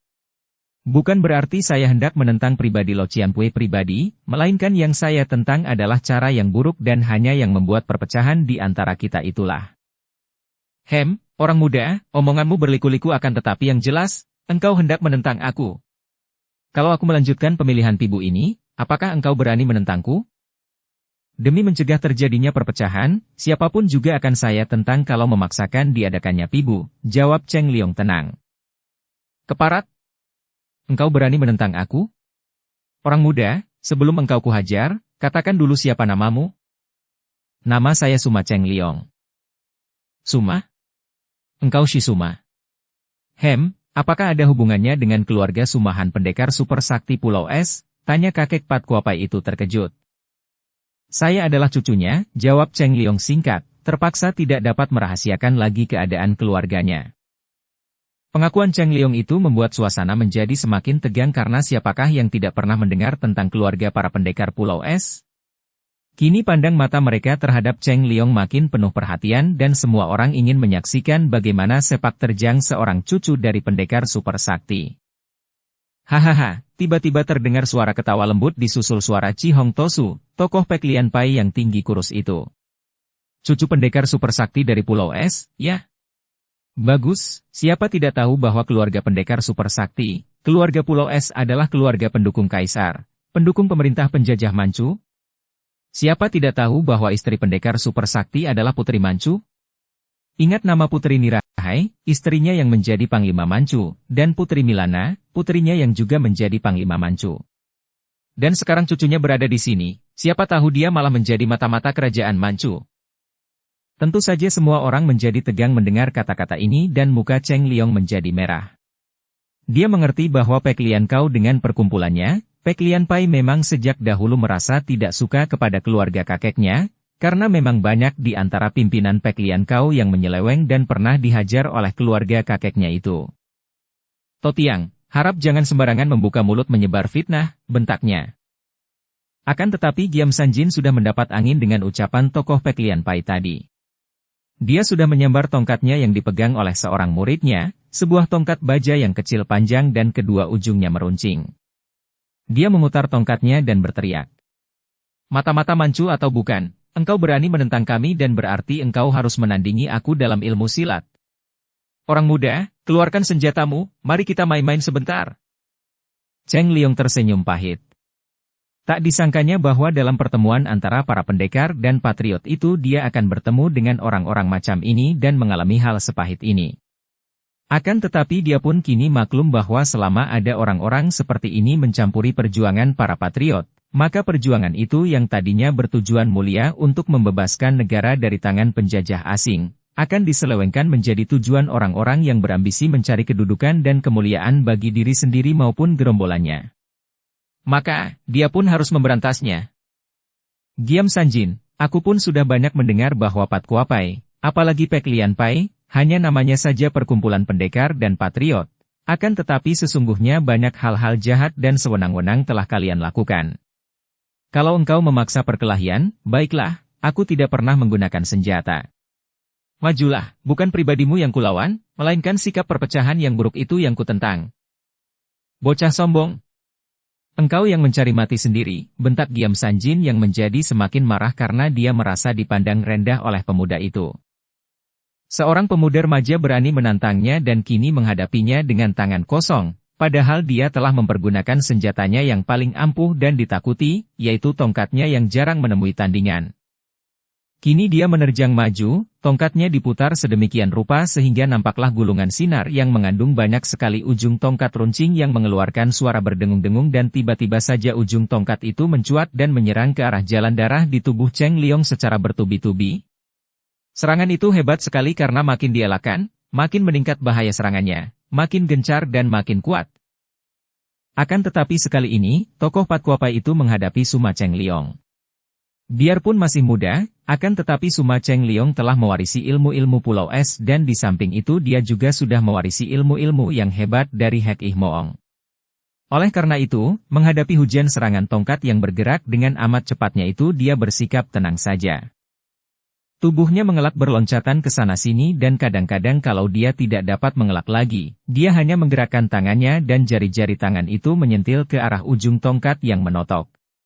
Setiap kali ujung tongkat bertemu dengan jari tangannya, terdengar suara berdencing dan ujung tongkat itu pun terpental seperti ditangkis oleh benda yang keras dan kuat sekali. Sampai habis jurus itu dimainkan Giam Sanjin, tidak satu kali pun totokan-totokannya menemui sasaran. Tentu saja hal ini membuat kakek itu menjadi semakin penasaran. Tadinya dia sengaja mengeluarkan jurus simpanan ketika menyerang untuk pertama kalinya. Dia tahu bahwa dia berhadapan dengan keluarga pendekar Pulau Es, maka begitu menyerang dia mengeluarkan jurus simpanannya. Akan tetapi ternyata bahwa jurus yang ampuh itu dapat disambut dan dihindarkan oleh pemuda itu tanpa banyak kesulitan. Padahal, ilmu serangannya tadi adalah jurus dari Pat Kuapai yang ampuh, yang gerakannya didasari perhitungan Pat Kua dan memenuhi 8 penjuru, menutup semua kemungkinan jalan keluar. Namun, lawannya dapat menyelamatkan diri dengan baiknya, seolah-olah sudah tahu akan rahasia Pat Kua. Dia yang keras dan kuat sekali. Sampai habis jurus itu dimainkan Giam Sanjin, tidak satu kali pun totokan-totokannya menemui sasaran. Dan memang, dia tidak tahu bahwa pemuda ini tentu saja sudah hafal akan rahasia Pat Kua. Di dalam keluarga para pendekar Pulau Es, terdapat ilmu-ilmu Pat Sian Kun, silat 8 dewa, dan Pat Mo Kun, silat 8 iblis, yang kesemuanya berdasarkan garis-garis Pat Kua. Apalagi Cheng Liong, bahkan sudah mempelajari gabungan kedua ilmu itu. Dengan demikian serangannya yang didasari perhitungan Pat Kua tadi baginya seperti permainan kanak-kanak saja. Dalam kemarahan dan penasarannya, Giam Sanjin menghujankan serangan-serangan lain yang kesemuanya merupakan serangan maut yang mengancam nyawa. Cheng Liong sengaja menghadapinya dengan elakan-elakan dan tangkisan-tangkisan saja, bahkan ketika menangkis dia tidak mengerahkan seluruh tenaganya. Dia masih merasa segan untuk mengalahkan kakek ini dalam beberapa gebrakan. Bukan maksudnya untuk membuat malu orang dalam pertemuan itu. Bagaimanapun juga, dia hendak mencegah adanya perasaan dendam agar pertemuan itu dapat berlangsung dengan baik. Akan tetapi, sikap mengalah Cheng Liong ini disalahartikan oleh Giam Sanjin. Biarpun kakek ini terhitung seorang yang berkedudukan tinggi dan memiliki tingkat kepandaian tinggi sehingga dia sudah dapat melihat dari gerakan-gerakan lawan bahwa lawannya ini biarpun masih muda akan tetapi lihai bukan main. Namun sifatnya yang selalu mengagulkan diri sendiri dan memandang rendah orang lain membuat dia mengira bahwa sikap Cheng Liong yang tidak pernah membalas itu bukan mengalah, melainkan takut. Maka dia pun menyerang semakin ganas lagi karena dia berpendapat bahwa lawan yang sudah gentar atau takut akan mudah dirobohkan. Setelah lewat 20 jurus dan lawannya tidak mau tahu bahwa dia sudah banyak mengalah, Cheng Liong menjadi gemas juga. Kakek ini memang tidak tahu diri. Biarpun dia masih segan untuk membikin malu, akan tetapi dia mengambil keputusan untuk merampas tongkat lawan agar terbuka mata lawan bahwa dia akan mudah mengalahkannya kalau memang dia mau. 20 jurus sudah cukup lama baginya untuk melihat bagian-bagian gerakan lawan yang mengandung kelemahan. Pada saat itu Giam Sanjin menggerakkan tongkatnya dengan cepat dan kilat, menyapu ke arah pinggang Cheng Liong. Gerakan ini berbahaya sekali dan karena cepatnya, maka agak sukar bagi pemuda itu untuk mengelak dan kalau ditangkis, dia pun akan menghadapi hantaman tongkat yang mengandung pengerahan tenaga sekuatnya dari kakek pertapa itu. Hiat! Cheng Liong mengeluarkan suara melengking panjang dan tubuhnya tiba-tiba lenyap dari pandang mata lawan karena dia sudah meloncat ke atas dengan kecepatan seperti seekor burung terbang saja. Tongkat yang menyambar itu lewat di bawah kakinya dan pemuda ini menggunakan kedua tangannya untuk menotok ke arah kedua pundak lawan. Cepat bukan main gerakannya ini. Giam Sanjin terkejut bukan main, akan tetapi dia pun bukan seorang lemah. Kepandaiannya sudah mencapai tingkat tinggi dan biarpun serangan Cheng Liong yang datangnya tiba-tiba dan tidak terduga-duga itu memang mengejutkan, namun dalam keadaan terancam bahaya itu dia masih mampu menyambut dengan serangan rambut panjang riap-riapan itu ke arah leher Cheng Liong. Rambut itu bergerak seperti ujung cambuk dan menotok ke arah jalan darah maut di tenggorokan lawan. Ini memang merupakan satu di antara ilmu-ilmu simpanan kakek itu, dan amat berbahaya karena rambut itu tidak kalah ampuhnya dibandingkan dengan senjata lain. Dengan pengerahan sinkangnya, rambut itu menjadi kaku dan menotok jalan darah seperti ujung tongkat atau jari tangan yang keras. Akan tetapi Cheng Liong sudah waspada. Dia sudah tahu akan kelihayan lawan, maka menghadapi serangan balasan yang mendadak itu dia pun bersikap tenang saja. Tangan kiri yang tadi menotok pundak lawan ditariknya untuk menangkis serangan rambut itu sedangkan tangan kanannya masih meneruskan totokan ke arah pundak kiri lawan. Giam Sanjin miringkan tubuhnya untuk menyelamatkan pundak. Pundaknya memang terhindar dari totokan yang akan melumpuhkan lengan, akan tetapi tangan kanan Cheng Liong itu masih menyerempet pangkal lengan di bawah pundaknya. Plak! Baju di bagian itu robek dan Giam Sanjin terhuyung-huyung, mukanya berubah merah sekali. Maaf, Lo Ciampue, harap suka menghentikan serangan. Cheng Liong berkata sambil menjura dengan harapan kakek itu menyudahi pertandingan yang tidak diharapkan itu. Akan tetapi kakek itu sudah memuncak kemarahannya sehingga dia menjadi mata gelap dan dalam keadaan seperti itu dia tidak dapat melihat kenyataan bahwa lawannya jauh lebih unggul dan tangguh. Dia berseru. Aku belum kalah, kemudian dia menyerang lagi dengan tongkatnya. Dengan cekatan Cheng Liong melompat ke samping, rasa penasaran mulai menyusup ke dalam hatinya. Kakek ini sungguh tidak tahu diri, pikirnya. Pada saat itu Cheng Liong melihat betapa kakek Chi Hong Tosu, tokoh Pek Lian Kau itu, bersama kedua orang Tosu pembantunya, telah maju pula. Dia mengira bahwa mereka bertiga itu hendak mengeroyoknya. Akan tetapi ternyata mereka bertiga segera duduk bersila dan bersedekap, memejamkan mata. Pada saat itu Cheng Liong merasakan adanya gelombang getaran aneh yang melanda dirinya. Tahulah dia apa artinya ini. Tiga orang tokoh Pek Lian Kau itu mempergunakan ilmu sihir untuk membantu Giam Sanjin dan menyerangnya. Sebagai cucu pendekar super sakti, putra pendekar siluman kecil dan yang mempunyai ibu seorang ahli sihir, maka tentu saja Cheng Liong tahu apa yang harus dia lakukan. Cepat dia mengerahkan tenaga batinnya. Pada saat itu Giam Sanjin sudah menyerang lagi. Kakek ini pun tahu bahwa tokoh Pek Lian Kau yang menjadi sahabatnya itu telah membantunya dengan ilmu sihir. Giranglah hatinya dan dia menyerang dengan dahsyat. Akan tetapi betapa kaget hatinya ketika pemuda itu menyambut hantaman tongkatnya dengan kedua tangan yang mencengkeram. Bra! Begitu tongkat bertemu kedua tangan Cheng Liong, tokoh Pat Kuapai itu merasa tubuhnya tergetar hebat seperti disambar petir dan dia pun terpelanting keras sedangkan tongkatnya terampas oleh Cheng Liong. Dia tidak mengenal pukulan pemuda itu dan memang Cheng Liong dalam kemarahannya tadi telah mempergunakan pukulan jari tangan Coan Kuci, jari penembus tulang, yang dipelajarinya dari Hek Ih Moong. Pada saat itu, terdengarlah suara halus. Suma Cheng Liong, engkau adalah seekor anjing, hayo cepat merangkak dan menggonggong.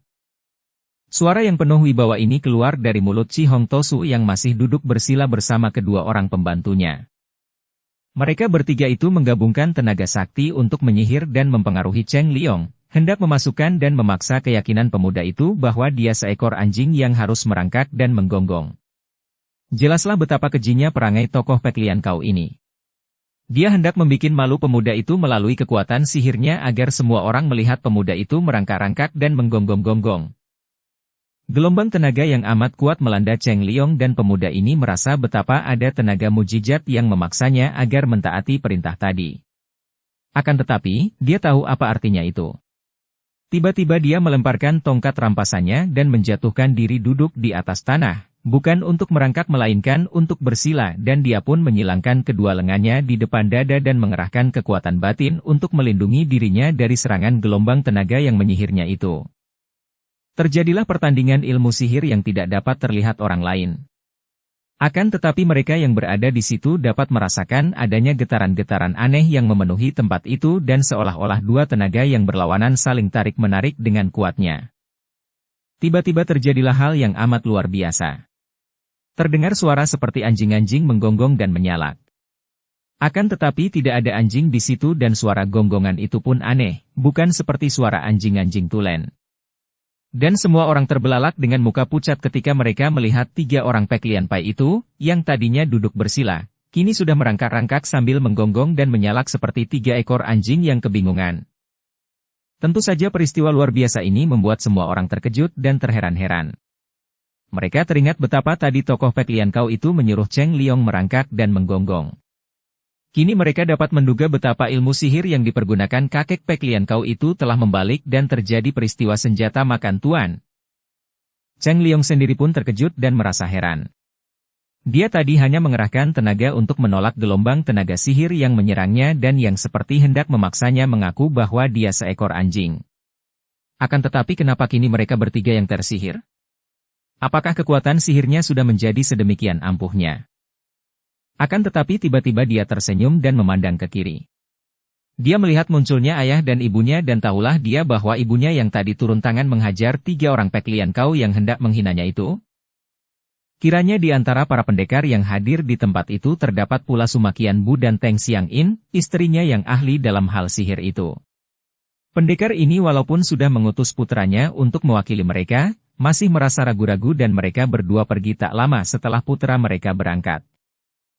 Bagaimanapun juga, kita tidak boleh sembrono ikut bergerak dengan mereka yang hendak memberontak walaupun pada prinsipnya kita setuju, antara lain Sumakian Bu berkata kepada istrinya. Kita harus menyelidiki dulu dengan seksama akan bersihnya cita-cita itu. Pula, aku harus ingat kepada keluarga Pulau Es dan minta pendapat mereka lebih dulu. Istrinya setuju. Memang, aku pun merasa khawatir dan sangsi. Sebaiknya kalau kita berunding dulu dengan keluargamu, terutama sekali kakakmu Sumakian Li, Enci Milana dan juga Kau Chin Liong yang mempunyai kedudukan penting sebagai panglima di kota raja. Demikianlah, suami istri pendekar ini lalu melakukan perjalanan ke utara. Mula-mula mereka mengunjungi Sumakian Li dan mendengar penuturan adiknya, Sumakian Li terkejut sekali. Bute, masalah ini gawat sekali, kata Sumakian Li. Memang aku sendiri pun dapat mengerti tentang jiwa patriot para pendekar yang tidak suka akan penjajahan bangsa Manchu. Akan tetapi urusan besar itu tidak dapat dilakukan secara begitu sembrono. Apalagi kita sendiri, keluarga Pulau Es, harus berhati-hati. Betapapun juga, nenek-nenek kita adalah wanita Manchu, walaupun kita tahu bahwa Enci Milana dan suaminya juga tidak suka akan penjajahan bahkan Enci Milana tidak lagi mau membantu pemerintah dan mengundurkan diri bersama suaminya. Sebaiknya kalau kita bicarakan hal yang amat gawat ini dengan Chin Liong. Engkau mengenal dia. Biarpun dia seorang jenderal dan panglima perang di kota raja, akan tetapi dia adalah seorang pendekar. Demikianlah, mereka berempat, Sumakian Li dan Sumakian Bu bersama istri mereka, berangkat ke kota raja. Kebetulan sekali di kota raja mereka berjumpa dengan Kao Kok Chu Sinaga Sakti Gurun Pasir bersama istrinya, bahkan Putri Milana bersama suaminya, pendekar Gak Bun Beng yang sudah hampir 70 tahun usianya, berada pula di kota raja dan dapatlah keluarga besar para pendekar Pulau Es itu berkumpul. Dengan hati-hati Sumakian Bu mengajak keluarganya berkumpul di rumah gedung Jenderal Kau Chin Liong dan dia menceritakan tentang pertemuan para pendekar di hutan cemara untuk merencanakan pemberontakan menggulingkan pemerintah penjajah. Tentu saja berita ini amat mengejutkan hati Gak Bun Beng dan istrinya, terutama sekali amat mengejutkan hati Cao Chin Leong yang menerima berita itu dengan gelisah. Jenderal muda ini mengangguk-angguk. Saya juga dapat mengerti akan jiwa patriot itu, bahkan terus terang saja, kadang-kadang ada pula rasa penasaran dalam hati saya melihat adanya penjajahan. Akan tetapi, dengan jalan mengabdi pemerintah dan melakukan tugas dengan adil dan baik berarti ikut mendorong roda pemerintahan ke jalan yang benar dan tidak menindas rakyat. Saya bingung sekali, tidak tahu harus berbuat bagaimana menghadapi berita ini. Biarlah kami pergi ke sana melakukan penyelidikan lebih dahulu, kata Sumakian Bu. Setelah melihat bagaimana keadaan mereka itu, baru kita dapat menentukan sikap apa yang harus kita ambil. Putri Milana yang usianya sudah 60 tahun lebih akan tetapi masih nampak segar dan gagah itu lalu bicara, suaranya halus akan tetapi tegas. Kita anggota keluarga Pulau Es harus melihat kenyataan bahwa dari pihak ibu kita juga berdarah Manchu. Akan tetapi dalam urusan ini kita tidak boleh membiarkan diri terbuai oleh keturunan atau bangsa. Yang penting adalah rasa keadilan dan kegagahan, dan harus bertindak bijaksana. Urusan ini bukan urusan yang remeh, melainkan gawat sekali.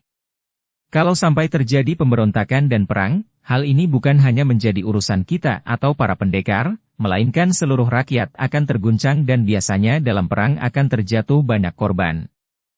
Hal ini bukan berarti bahwa aku tidak menyetujui cita-cita membebaskan tanah air daripada penjajahan, hanya caranya harus yang wajar dan hati-hati karena menyangkut kehidupan rakyat jelata. Setelah mengadakan perundingan dan mengemukakan kebijaksanaan masing-masing selama hampir semalam suntuk, pada keesokan harinya, Sumakian Bu dan Sumakian Li bersama istri mereka, berangkat menuju ke hutan Cemara untuk melakukan penyelidikan dan peninjauan tanpa melibatkan diri sebelum mereka melihat sendiri bagaimana keadaan para patriot yang merencanakan pembebasan tanah air dari tangan penjajah Manchu itu. Demikianlah, dengan jalan menyelinap di antara para pendekar yang memenuhi hutan Cemara, dua pasang suami istri pendekar ini dengan diam-diam mengikuti jalannya pertemuan dan mereka menyaksikan terjadinya kekacauan oleh sikap dan ulah para tokoh Peklian Pai, Pat Kua Pai dan Tian Lipang. Demikianlah, mereka berempat, Sumakian Li dan Sumakian Bu bersama istri mereka, berangkat ke kota raja. Kebetulan sekali di kota raja mereka berjumpa dengan Kao Kok Chu si naga sakti gurun pasir bersama istrinya, bahkan Putri Milana bersama suaminya, pendekar Gak Bun Beng yang sudah hampir 70 tahun usianya, berada pula di kota raja dan dapatlah keluarga besar. Akhirnya, melihat Cheng Liong maju menentang tokoh Pat Kua Pai yang kemudian dibantu oleh orang-orang Peklian Kau yang menggunakan ilmu sihir, Teng Xiang In menjadi marah dan nyonya ini mempergunakan keahlian sihirnya untuk membantu putranya dan memberi hajaran keras kepada 3 orang Tosu Peklian Kau itu. Dengan girang Suma Cheng Liong lalu berlari menghampiri ayah bundanya. Akan tetapi sebelum sempat bicara, tiba-tiba mereka dan semua orang yang berada di dalam hutan itu dikejutkan oleh suara terompet dan tambur yang dipukul dan ditiup dengan gencar. Semua orang memandang ke sekeliling dan dapat dibayangkan betapa kaget hati mereka melihat bahwa tempat itu sudah dikurung dari jauh oleh banyak sekali pasukan tentara pemerintah. Hutan Cemara itu sudah dikepung, mungkin oleh ribuan orang tentara. Bagaimanakah tempat itu begitu saja dikurung oleh ribuan orang tentara? Demikian para pendekar bertanya-tanya dan suasana menjadi panik. Beberapa orang pendekar mengenal 2 pasang suami istri Suma yang baru muncul, maka terdengarlah teriakan-teriakan yang dipelopori oleh Chi Hong Tosu yang sudah sadar kembali dari keadaannya seperti anjing tadi. Pengkhianatan. Keluarga Pulau Es yang berkhianat. Mereka yang membawa pasukan untuk mengepung kita. Teriakan-teriakan kemarahan terdengar dan semua mata ditujukan kepada Cheng Liong, Sumakian Bu dan Sumakian Li bersama istri. Para pendekar tergugah oleh teriakan Chi Hong Tosu tadi dan kini mereka memandang keluarga Pulau Es dengan alis berkerut. Sebenarnya, apakah yang telah terjadi? Benarkah keluarga Pulau Es yang mengkhianati para pendekar yang sedang berkumpul di tempat itu? Seperti telah kita ketahui, hal itu sama sekali tidak benar. Sumakian Li dan Sumakian Bu datang bersama istri mereka saja, dan mereka datang untuk menyelidiki, bukan untuk mengkhianati dan membawa pasukan. Akan tetapi, bagaimana tiba-tiba pasukan yang besar jumlahnya itu tahu-tahu telah mengepung tempat itu? Apakah Jenderal Cao Chin Leong yang berkhianat? Juga tidak. Biarpun dia merupakan seorang panglima muda yang setia, Akan tetapi dia pun berjiwa pendekar dan tidak mungkin mau melakukan kecurangan dan pengkhianatan seperti itu terhadap para pendekar. Lalu siapa pengkhianatnya? Kiranya tidak sukar untuk menebaknya. Tentu saja, yang menjadi pengkhianat adalah Lou Tekciang. Seperti telah diceritakan di bagian depan, laki-laki yang berwatak buruk dan kotor ini telah menemukan dan merampas surat dari para pimpinan pendekar dan patriot yang ditujukan kepada Gan Chiang Kun, seorang panglima di kota raja yang juga mempunyai ambisi besar untuk bersekutu dengan para pemberontak. Seperti kita ketahui, Tekciang merampas surat itu dari Chan Kui Eng, murid Kun Lun Pai yang menerimanya dari kekasihnya, Kui Chin Koan murid Kong Tong Pai yang juga menjadi anggota para pendekar yang mempunyai prakarsa atas pertemuan di hutan cemara.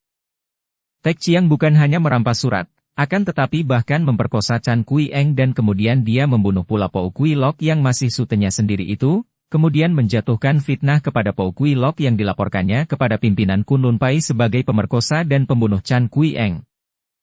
Setelah berhasil mengelabuhi para Tosu Kun Lun Pai dan mencuri kitab Sin Leong Hokang, Tekciang lalu menjanjikan untuk mencari kitab itu dan pergilah manusia berhati kejam ini ke kota raja.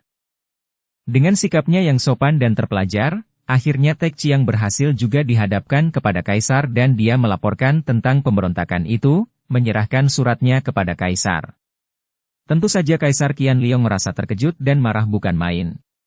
Dia selalu bersikap baik dan bersahabat kepada para pendekar, maka sungguh tidak disangkanya sama sekali bahwa kini para pendekar sedang mengadakan persekutuan untuk memberontak kepadanya. Dengan kemarahan memuncak, Kaisar itu lalu memerintahkan pengawal pergi menangkap Panglima Gan sekeluarga dan menjebloskan mereka ke dalam penjara. Hari itu juga perintah ini dilaksanakan dan gemparlah kota raja ketika mendengar berita bahwa Panglima Gan ditangkap dan dijebloskan ke dalam tahanan atas perintah Kaisar sendiri. Kaisar lalu memanggil semua menteri dan hulu balangnya. Di depan mereka ini, Tekciang mengulang apa yang diketahuinya dan Kaisar menyuruh baca surat dari para pendekar yang ditujukan kepada Panglima Gan itu. Sekarang juga kita harus mengirim pasukan besar ke hutan cemara, menangkapi semua pemberontak laknat itu. Panggil Jenderal Cao, dialah orangnya yang akan memimpin pasukan menangkapi para pemberontak, bentak Kaisar. Harap Paduka sudi mengampunkan kelancangan hamba. Akan tetapi hamba rasa menyuruh jenderal itu memimpin pasukan menyergap para pemberontak tidaklah tepat, Sri Baginda. Tiba-tiba Tekciang berkata dan semua pembesar yang berada di situ terkejut. Orang ini sudah bosan hidup, pikir mereka, berani mencela keputusan Sri Baginda Kaisar. Akan tetapi Kaisar Qian Liong yang sudah merasa berterima kasih kepada Tekciang, tidak menjadi marah, hanya merasa heran. Lou Tekciang, apa maksudmu dengan ucapanmu itu? Jenderal Cao Chin Liong adalah seorang panglima cakap, dan juga memiliki ilmu kepandaian tinggi. Hanya dialah yang akan mampu menandingi para pendekar. Ampun, Sri Baginda. Hamba berani mengemukakan pendapat hamba atas dasar perhitungan yang matang. Hendaknya Paduka ketahui bahwa para pemberontak itu terdiri dari para pendekar dan banyak pula keluarga para pendekar Pulau Es hadir di sana. Seperti Paduka ketahui, Jenderal Cao Chin Liong adalah mantu dari seorang pendekar Pulau Es. Maka kalau dia yang memimpin pasukan, hamba berani berkeyakinan bahwa usaha penyergapan itu tidak akan berhasil, mungkin malah gagal dan siapa tahu Jenderal Cao itu diam-diam bersekongkol dengan para pemberontak, atau setidaknya merasa simpati kepada mereka. Maka, akan lebih tepatlah kalau Paduka memerintahkan seorang panglima lain yang memimpin pasukan untuk menyergap di hutan cemara. Adapun mengenai para pendekar di sana, hamba sendiri pun sanggup untuk membantu pasukan menghadapi mereka. Kaisar Qian Liong mengangguk-angguk dan alisnya berkerut. Dia teringat akan permohonan Jenderal Cao Chin Liong untuk mengundurkan diri. Sudah pernah jenderal muda itu mohon agar diperkenankan mengundurkan diri meninggalkan jabatannya, akan tetapi dia menahannya. Dan sekarang ada pemberontakan para pendekar itu. Baiklah, kami akan mengutus Jenderal Cao Hui untuk menyergap para pemberontak itu. Jenderal Cao, bersiaplah dengan 5.000 orang tentara dan sergap hutan itu, tangkap semua pemberontak. Akan tetapi sebelumnya, kau coba dulu Lou Tekciang ini apakah cukup tepat untuk membantumu, apakah benar dia ada kepandaian ataukah tidak. Jenderal Cao Hui adalah seorang laki-laki tinggi besar berusia 45 tahun. Selain pandai dalam ilmu perang, dia juga pandai ilmu silat dan mempunyai tenaga besar. Pernah dia belajar ilmu silat pada seorang Huishio Xiao Limpai dan karena itu dia cukup lihai. Setelah menerima perintah Kaisar, Jenderal Cao Hui bangkit berdiri sesudah memberi hormat kepada Kaisar dan menghadapi Lou Tekchiang yang masih berlutut. Lou Sichu, mari kita mentaati perintah Sri Baginda. Tekchiang berlutut memberi hormat kepada Kaisar yang memberi isyarat dengan tangan agar dia bangkit dan menghadapi jenderal itu. Mereka berdua kini sudah berdiri saling berhadapan ditonton oleh Kaisar dan para hulu balang. Lou Sichu, sambutlah seranganku ini. Jenderal Cao Hui menggerakkan kedua tangannya mengirim serangan sambil mengerahkan tenaga. Kaisar memerintahkan agar dia menguji, maka dia pun hanya ingin menguji kecepatan dan kekuatan orang yang melapor tentang adanya pemberontakan dan menjanjikan bantuan kepadanya itu. Chiang Kun, maafkan saya, jawab Tekchiang sambil menggerakkan kedua tangan ke depan menyambut serangan panglima itu. Gerakannya ini cepat bukan main dan ternyata kedua telapak tangannya dengan tepat menerima kedua tangan Cao Goansui. Pelak. Tubuh jenderal yang tinggi besar itu terdorong ke belakang dan terhuyung, sedangkan tubuh Tekchiang sebaliknya sedikit pun tidak terguncang. Tentu saja jenderal itu menjadi terkejut bukan main. Juga semua panglima yang hadir merasa kagum bukan main. Mereka mengenal jenderal itu sebagai seorang yang memiliki tenaga raksasa, akan tetapi kini beradu tangan dengan pemuda itu terdorong dan terhuyung sedangkan pemuda itu sendiri tak tergoyah sedikit pun. Baru segebrakan itu saja sudah membuktikan bahwa pemuda itu memang sesungguhnya seorang yang kuat sekali. Hal ini pun diketahui oleh Cao Goansui, maka dia pun berlutut lagi memberi hormat kepada Kaisar. Harap Paduka ketahui bahwa ilmu silat dan ketangguhan Lou Sichu ini boleh diandalkan untuk membantu hamba dalam penyerangan itu. Kaisar Qianliong juga bukan seorang yang asing dalam hal ilmu silat. Di waktu mudanya Kaisar ini sebagai seorang pangeran suka sekali merantau dan berkenalan dengan orang-orang Kangou. Oleh karena itu, sekali melihat pertandingan tadi, walaupun hanya segebrakan, namun dia sudah tahu bahwa Lou Tekchiang adalah orang yang memiliki kekuatan lebih besar daripada jenderalnya itu. Tentu saja Kaisar Qianliong menjadi girang sekali dan segera memerintahkan Jenderal Cao dibantu oleh Tekchiang untuk segera berangkat mempersiapkan pasukan yang kuat agar pada waktunya dapat melakukan pengepungan dan penyergapan. Berita tentang dipersiapkannya pasukan besar oleh Jenderal Cao ini dan ditangkapnya Gan Chiang Kun sekeluarga, sampai pula ke telinga Jenderal Cao Chin Liong. Jenderal muda ini terkejut bukan main, apalagi mendengar bahwa pasukan itu sudah berangkat pagi-pagi sekali.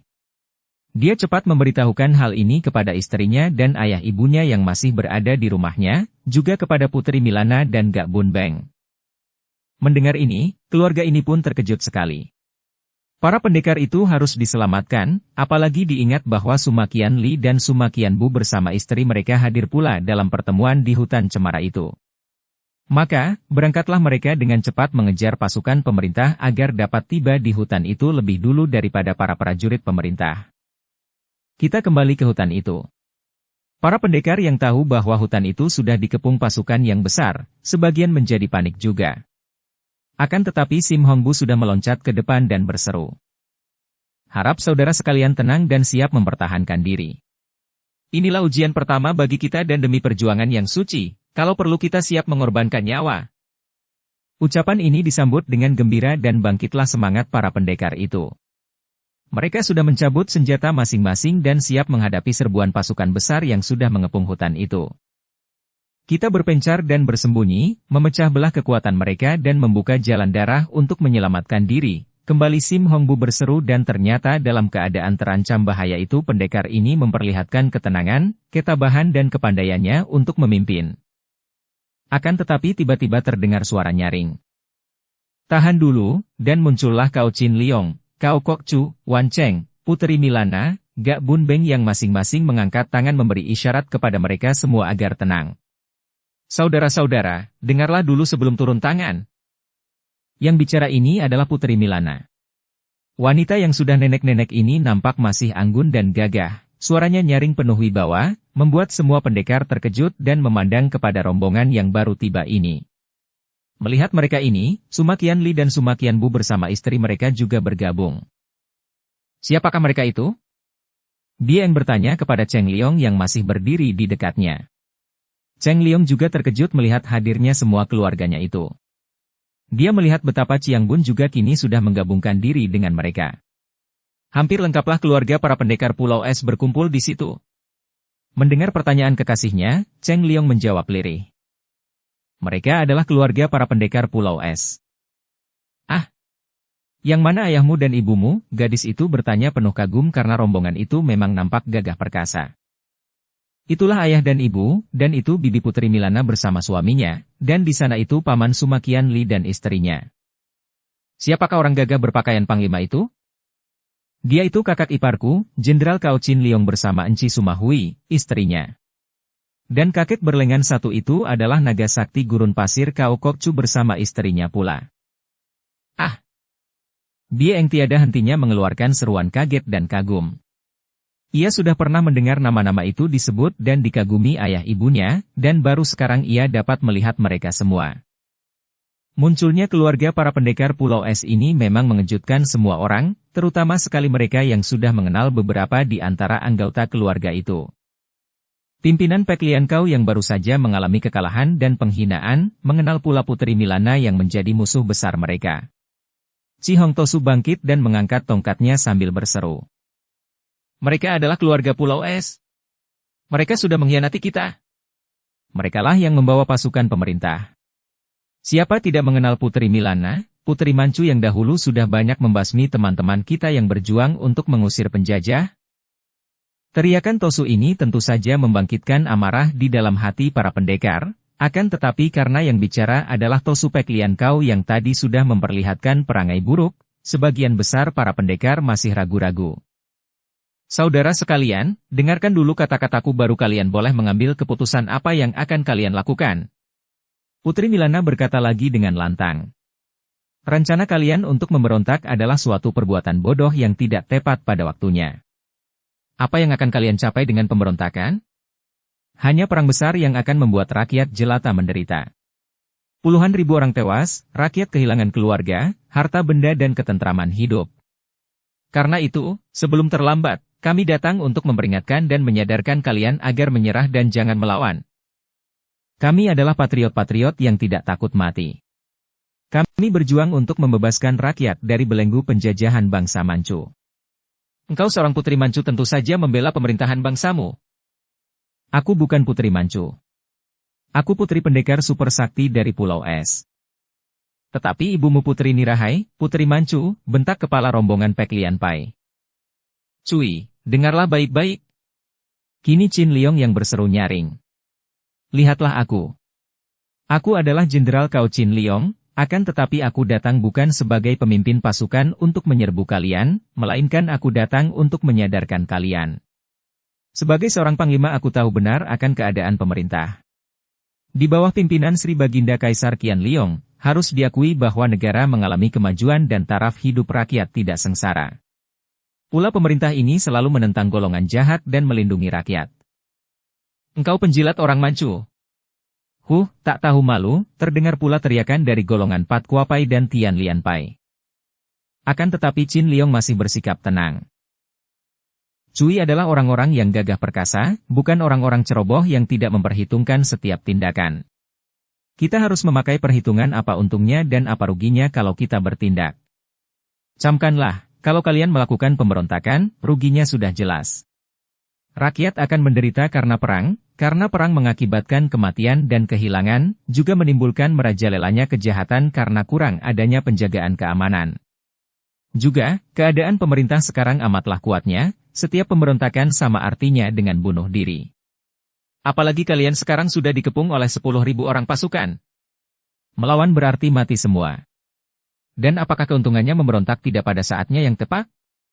Cita-cita boleh muluk, akan tetapi andai kata dapat menang, hal yang sungguh tidak mungkin terjadi dalam keadaan seperti sekarang di waktu rakyat belum siap.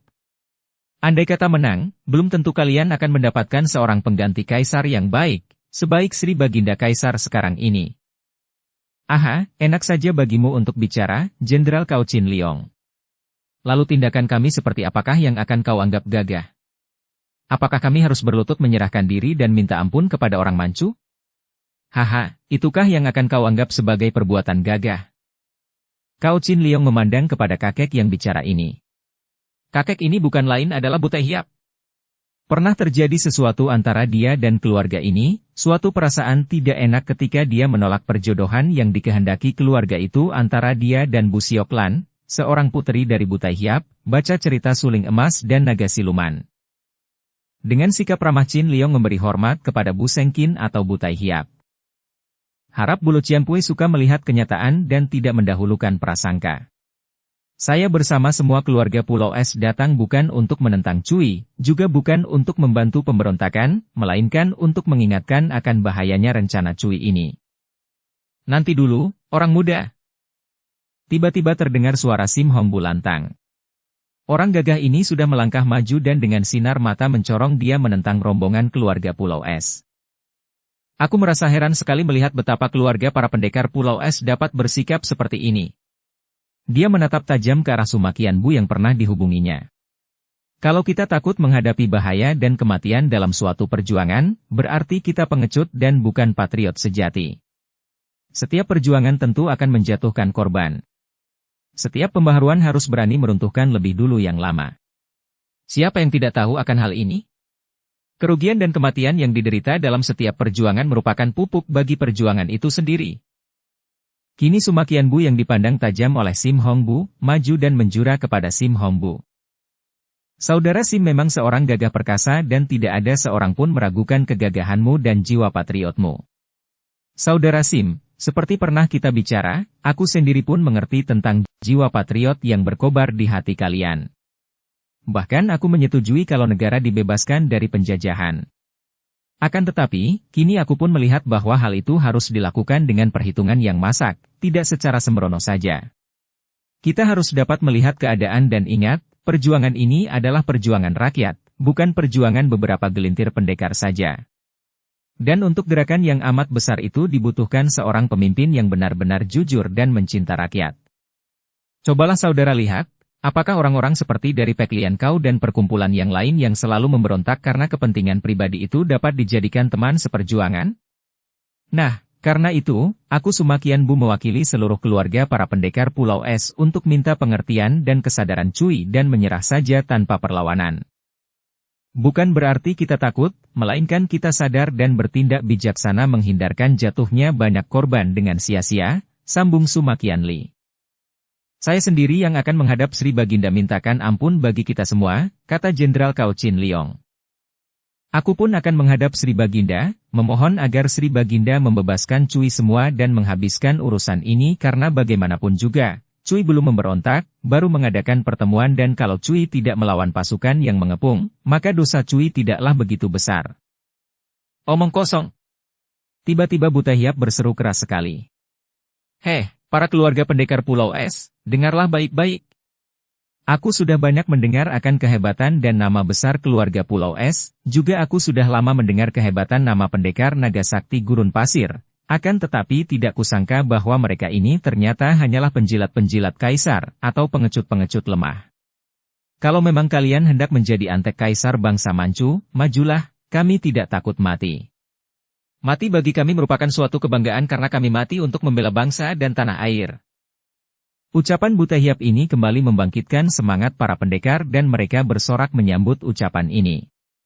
Akan tetapi banyak pula di antara mereka yang tidak terbawa emosi dan dapat mempergunakan akal budinya untuk melihat kebenaran dalam ucapan para keluarga pendekar Pulau Es tadi. Dan mereka ini menggeser tempat berdiri mereka, mendekati kelompok keluarga pendekar Pulau Es di mana termasuk pula keluarga Kao. Sebagian lagi yang dibakar emosi berdiri di belakang Butai Hiap yang berdiri gagah bersama 4 orang istrinya. Kita lawan sampai mati. Bu Sengkin berseru dan kembali disambut sorak-sorai oleh 100 orang lebih mereka yang mendukungnya. Sim Hongbu yang sudah terbakar pula semangatnya oleh sikap Butai Hiap, meloncat ke depan, di samping Butai Hiap dan menghunus pedangnya. Nampak sinar berkilat mengerikan ketika Pokiam dicabutnya dan dia pun berteriak. Kita adalah patriot-patriot sejati. Sekaranglah saatnya kita membuktikan bahwa kita berjuang bukan guna kepentingan diri sendiri, bahkan rela berkorban nyawa. Sikap Sim Hongbu ini menambah semangat mereka dan kembali para pendekar menyambut dengan sorak-sorai. Melihat ini Sim Hou putra Sim Hongbu juga melompat ke dekat ayahnya dan bersikap gagah penuh semangat. Eng Moi. Tiba-tiba Cheng Liong berseru keras melihat Bie Eng tiba-tiba saja meloncat pula ke depan, ke dekat guru dan tunangannya. Muka Dara itu pucat, akan tetapi sinar matanya penuh semangat dan ia pun sudah melolos suling emasnya. Pada saat itu terdengar bunyi terompet susul menyusul dan pasukan yang mengepung itu mulai bergerak maju memasuki hutan cemara itu. Penyergapan dimulai.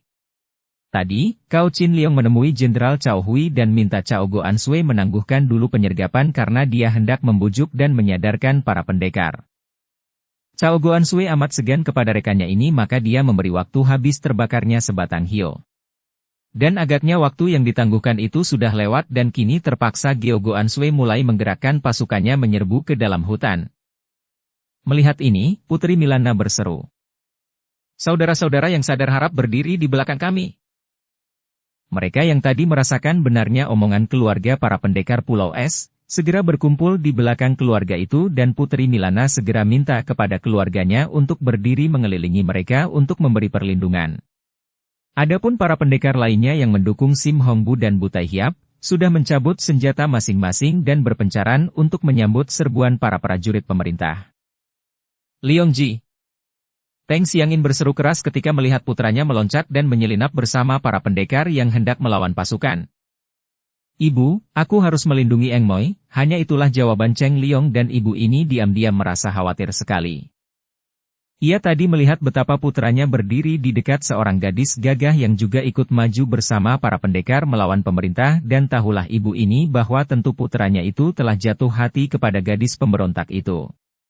Diam-diam ia merasa gelisah sekali, akan tetapi karena ia pun bertugas melindungi para pendekar yang sudah sadar dan tidak melawan, ia tidak dapat meninggalkan tempat itu. Pula, apa yang dapat dilakukannya kalau memang putranya itu jatuh cinta kepada gadis pemberontak itu dan kini putranya hendak melindunginya? Ia tidak dapat berbuat apa-apa lagi karena pada saat itu pertempuran sudah terjadi dengan amat serunya. Ketika ada pasukan yang menghampiri rombongan mereka yang mengelilingi para pendekar yang tidak ingin melawan, Milana dan Cheng Liong bergantian berseru. Jangan serang kami. Kami orang sendiri. Para prajurit tentu saja mengenal Jenderal Cao Chin Liong dan juga sebagian besar prajurit yang sudah bertugas selama mengenal Putri Milana, maka pasukan tidak ada yang berani menyerang rombongan yang memang tidak melawan ini. Akan tetapi, pasukan menghadapi perlawanan yang amat hebat dari para pendekar yang dipimpin oleh Butai Hiap dan Sim Hongbu. Biarpun jumlahnya jauh lebih banyak, namun kini pasukan itu menghadapi orang-orang yang selain memiliki ilmu kepandaian silat, juga bersemangat tinggi dan para pendekar itu melakukan perlawanan nekat dan mati-matian. Mereka telah terbakar semangatnya oleh sikap dan kata-kata Butai Hiap dan Sim Hongbu sehingga mereka itu tidak ingat apa-apa lagi kecuali melawan dan melawan. Hutan cemara yang biasanya sunyi dan bersih itu, kini berubah menjadi tempat yang gaduh dan kotor oleh darah. Bagaikan orang-orang membabat rumput saja, para pendekar itu mengamuk dan para prajurit itu roboh bergelimpangan. Terutama sekali amukan Butai Hiap dan 4 orang istrinya. Segera mayat para prajurit berserakan dan bertumpuk-tumpuk di sekitar mereka. Tak kalah hebatnya adalah amukan Sim Hongbu dan putranya, Sim Hou. Pedang Pekong Pokiam di tangan Sim Hongbu bagaikan telah berubah menjadi seekor naga yang haus darah. Darah muncrat-muncrat dan membanjiri tanah ketika pendekar ini mengamuk dengan pedangnya. Sim Hou yang baru saja kembali dari gemblengan yang diterimanya dari pendekar sakti Kam Hong, juga mengamuk hebat. Dia bahkan lebih lihai daripada ayahnya dan biarpun pedangnya bukan merupakan sebuah pusaka yang sehebat dan seampuh Pekong Pokiam, akan tetapi pedang itu dapat bergerak lebih hebat lagi. Hanya saja, agaknya pemuda ini tidak begitu bernafsu untuk membunuh banyak orang, maka gerakannya tidak begitu ganas dan biarpun setiap orang lawan yang menghadapinya tentu roboh, akan tetapi pedangnya tidak menjatuhkan korban sebanyak yang roboh oleh Pekong Pokiam di tangan ayahnya. Pedang Pekong Pokiam, pedang pusaka sinar putih, memang tidak sedahsyat Koai Liong Pokiam yang telah diminta kembali oleh Chu Hanbu, akan tetapi pedang ini pun bukan pedang biasa. Sim Hongbu memperoleh pedang ini dari seorang Tosu Pertapa yang merasa kagum akan semangat perjuangannya. Sementara itu, Bie Eng juga mengamuk dengan suling emasnya. Akan tetapi tiba-tiba berkelebat bayangan orang dan tahu-tahu darah ini berhadapan dengan Cheng Liong. Eng Moi, jangan, kata pemuda itu dan Bie Eng terpaksa menghentikan gerakan suling emasnya ketika ia melihat pemuda yang dicintanya itu menghadang di depannya. Liongko, minggirlah. Biarkan aku membantu para pejuang, kata Bieng, suaranya gemetar dan matanya basah. Gadis ini memang sedang merasa gelisah dan bingung sekali. Tak disangkanya bahwa terjadi perpecahan antara para pendekar, terutama sekali antara gurunya dan keluarga Cheng Liong. Engmoy, jangan.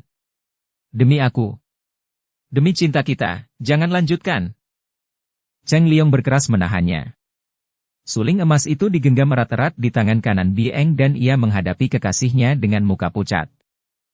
Koko, kenapa engkau menentangku? Menentang kami? Kenapa? Jangan halangi aku dan minggirlah, biarkan aku melawan para penjajah, aku tidak takut mati. Engmoy, ingatlah, sadarlah. Lihatlah baik-baik. Kalau keluarga Pulau Es memang menentang kalian, tentu kami sudah bergerak dan melawan kalian. Apakah kalian akan mampu berbuat banyak kalau begitu? Lihat, kami diam saja. Kami tidak membantu kalian, akan tetapi kami pun tidak menentang kalian. Engmoy, marilah. Mari engkau ikut denganku pergi, Engmoy. Kita pergi jauh sekali, meninggalkan semua kerusuhan dan keributan, semua bunuh-membunuh yang haus darah ini. Lihat, tidak mengerikankah semua ini?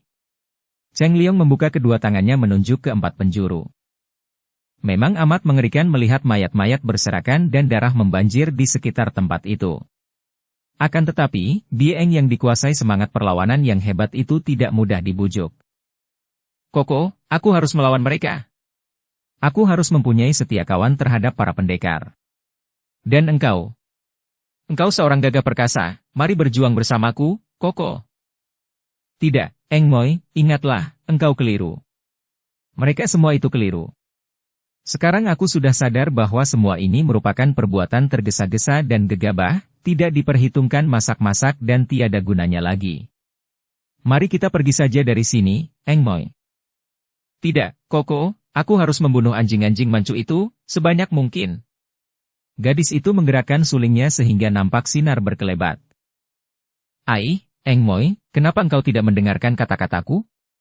Baiklah, Engmoy, kalau memang engkau begitu haus darah. Nah, ini dadaku. Kau bunuhlah aku lebih dahulu daripada melihat engkau akhirnya akan tertawan atau terbunuh dan aku menjadi menyesal dan berduka. Suma Cheng Liong melangkah maju mendekati gadis itu. Wajah Bieng menjadi pucat sekali dan suling yang sudah diangkatnya itu turun kembali, matanya terbelalak memandang wajah Cheng Liong. Seluruh tubuhnya terasa lemas dan akhirnya gadis yang gagah perkasa dan penuh semangat itu menjadi bingung dan gelisah, lalu menangis. Kam Xiaoqia, Nona Kam, apakah orang ini mengganggumu? Terdengar bentakan dan nampak sinar berkilat menyambar ke arah leher Cheng Liong.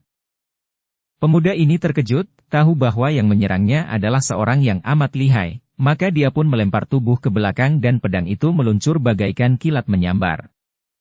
Penyerangnya itu adalah Sim Hou, pemuda putra Sim Hongbu yang menjadi calon suami atau tunangan Bieng. Dan pemuda itu memang hebat sekali. Begitu serangannya luput, pedangnya sudah membalik dan meluncur lagi seperti kilat menyambar-nyambar, pedangnya lenyap membentuk sinar bergulung-gulung menyilaukan mata. Inilah ilmu pedang gabungan dari Koai Liong Kiamsut dan Sin Xiao Kiamsut yang dipelajarinya dari pendekar sakti Kam Hong. Memang belum sempurna benar dia menggabung kedua ilmu itu, akan tetapi biarpun belum sempurna, keampuhannya sudah hebat. Sinar pedang itu bergulung-gulung dan mengeluarkan suara seperti suling ditiup.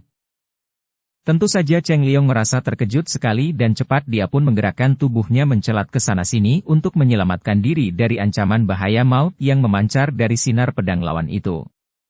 Dia sudah mengenal kehebatan Sim Hongbu, akan tetapi tidak pernah disangkanya bahwa putra pendekar itu sedemikian hebatnya ilmu pedangnya. Juga terjadi semacam keraguan dan kebingungan di dalam hati Cheng Liong. Dia sudah mengenal pemuda ini sebagai calon suami kekasihnya. Maka, kini dia merasa tidak enak hati sekali. Bagaimanapun juga, dia sudah merampas calon istri pemuda ini, maka ada semacam perasaan bersalah terhadapnya dan kini dia merasa sungkan untuk melawan. Maka, biarpun Sim Hou menyerangnya bertubi-tubi, Cheng Liong hanya berloncatan ke sana-sini untuk mengelak saja, masih merasa ragu-ragu untuk membalas. Padahal, kalau hanya bertahan saja tanpa balas menyerang terhadap seorang lawan seperti Sim Hou, sungguh amat berbahaya sekali. Pedang pemuda itu bagaikan seekor naga mengamuk dan sebentar saja gulungan sinar pedang itu menutup semua jalan keluar Cheng Liong. Pemuda ini masih bertahan, melempar dirinya ke belakang dan bergulingan di atas tanah. Bret! Biarpun kulit tubuhnya belum tersayat, akan tetapi ujung bajunya terobek ujung pedang.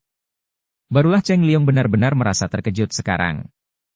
Jarang ada lawan yang akan mampu merobek ujung bajunya dengan pedang, dan hal ini saja membuktikan bahwa lawannya benar-benar amat tangguh. Tring! Tiba-tiba nampak api berpijar ketika pedang di tangan Sim Hou yang masih terus mengejar Cheng Liong itu tertangkis sebatang suling emas. Nona Kam! Kau! Kenapa? Sim Hou terkejut sekali dan terbelalak memandang wajah Bieng.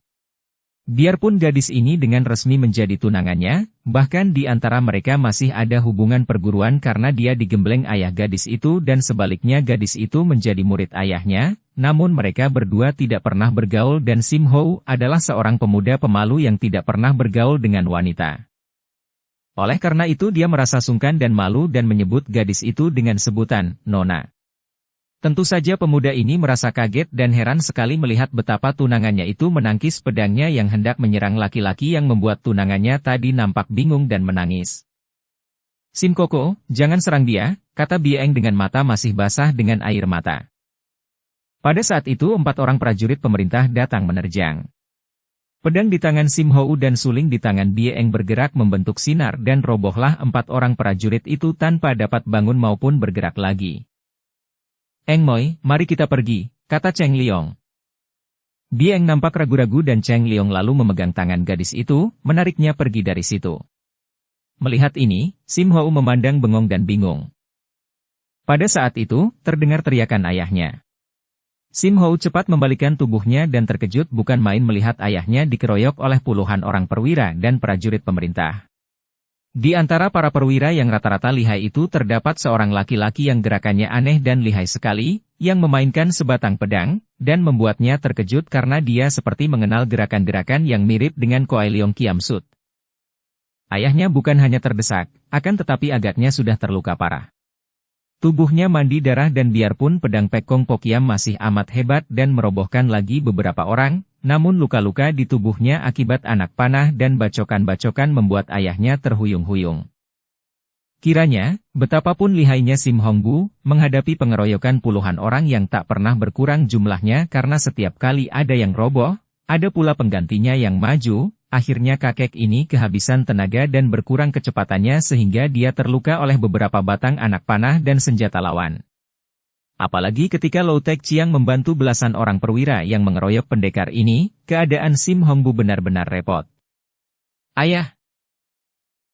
Sim Hou berteriak dan lari menghampiri tempat di mana ayahnya terkurung ketat itu dan dia pun mengamuk. Pedang di tangannya mengeluarkan suara melengking-lengking dan banyak prajurit dan perwira roboh oleh sinar pedangnya. Akibat kehebatan pemuda ini, Tek Chiang sendiri menjadi terheran-heran dan kagum bukan main. Tadipun dia sudah mengenal Koai Leong Kiam Sut. Sebagai murid keluarga Chu, tentu saja dia sudah mendengar tentang Sim Hongbu yang dianggap murid bahkan mantu durhaka dari keluarga Chu itu. Maka ketika dia mengeroyok pendekar itu, dia mengenal gerakan Koai Leong Kiam Sut yang mempunyai dasar-dasar gerakan mirip dengan ilmu pedang yang dipelajarinya dari keluarga Chu, dan melihat suami Chu Pek In itu, timbul keinginan hati Tek Chiang untuk membunuhnya. Guru-gurunya sudah bercerita tentang kehebatan ilmu pedang itu dan kini dia mendapatkan kenyataan betapa lihainya pendekar itu. Akan tetapi setelah dia dan kawan-kawannya hampir berhasil merobohkan Sim Hongbu, tiba-tiba muncul pemuda yang amat lihai itu. Ayah! Sim Hou merangkul ayahnya ketika berhasil membuat para pengeroyok ayahnya kocar-kacir. Houji! Aku sudah terluka. Tinggalkan aku dan selamatkanlah dirimu. Engkau tidak boleh mati. Engkau harus melanjutkan perjuanganku kelak. Menyusun tenaga baru. Sim Hongbu terengah-engah menahan nyeri dan dia tetap gagah, pedangnya melintang di depan dada. Tidak, ayah. Aku harus melindungimu. Pada saat itu, Lou Tek Chiang yang merasa penasaran karena ingin sekali merampas pedang pusaka, sudah menghimpun pembantu-pembantu yang lihai dan mengepung lalu menerjang ayah dan anak itu.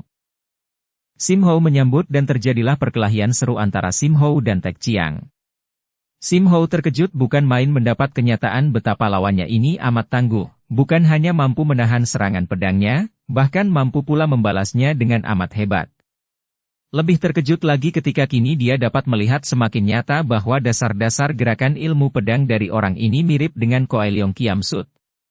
Maka dia pun memutar pedangnya dan begitu dia mainkan gabungan Koai Leong Kiam Sut dan Sin Xiao Kiam Sut, Tek Chiang mengeluarkan seruan kaget dan terdesak hebat. Suara melengking-lengking yang keluar dari pedang pemuda itu mengingatkannya akan suara tiupan suling keluarga Kam yang pernah membuatnya kalah. Sementara itu, keadaan Sim Hongbu semakin payah.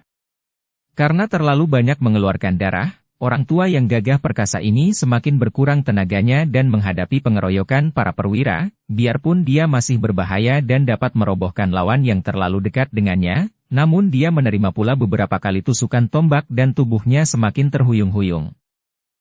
Melihat keadaan ayahnya ini, Sim Hou memutar pedangnya meninggalkan Tek Chiang dan melindungi ayahnya. Pedangnya membentuk gulungan sinar yang panjang dan luas, membuat para pengeroyok Sim Hongbu kocar-kacir lagi. Akan tetapi, tiba-tiba Tek Chiang bersama kawan-kawannya datang menyerbu. Sim Hou merangkul ayahnya dan ayah ini berkata, "Houji, pergunakan pedang ini, pergunakan Pek Kong Po Kiam." Sim Hou bertukar pedang dengan ayahnya dan begitu dia memutar Pek Kong Po Kiam, akibatnya hebat 4 orang perwira terjungkal dan Tek Chiang sendiri terpaksa melompat mundur sampai jauh. Kesempatan ini dipergunakan oleh Sim Hou untuk memondong ayahnya yang sudah lemah itu dengan lengan kiri, lalu meloncat pergi. "Pemberontak, hendak lari kemana kau?" Tek Chiang yang menginginkan pedang pusaka itu melakukan pengejaran. Akan tetapi Sim Hou bersama ayahnya sudah menghilang di antara banyak prajurit yang masih bertempur dengan seru itu. Tek Chiang menjadi kecewa dan marah, lalu membantu para prajurit yang masih mengepung para pendekar. Keluarga Buta Hiap juga mengamuk dengan hebatnya.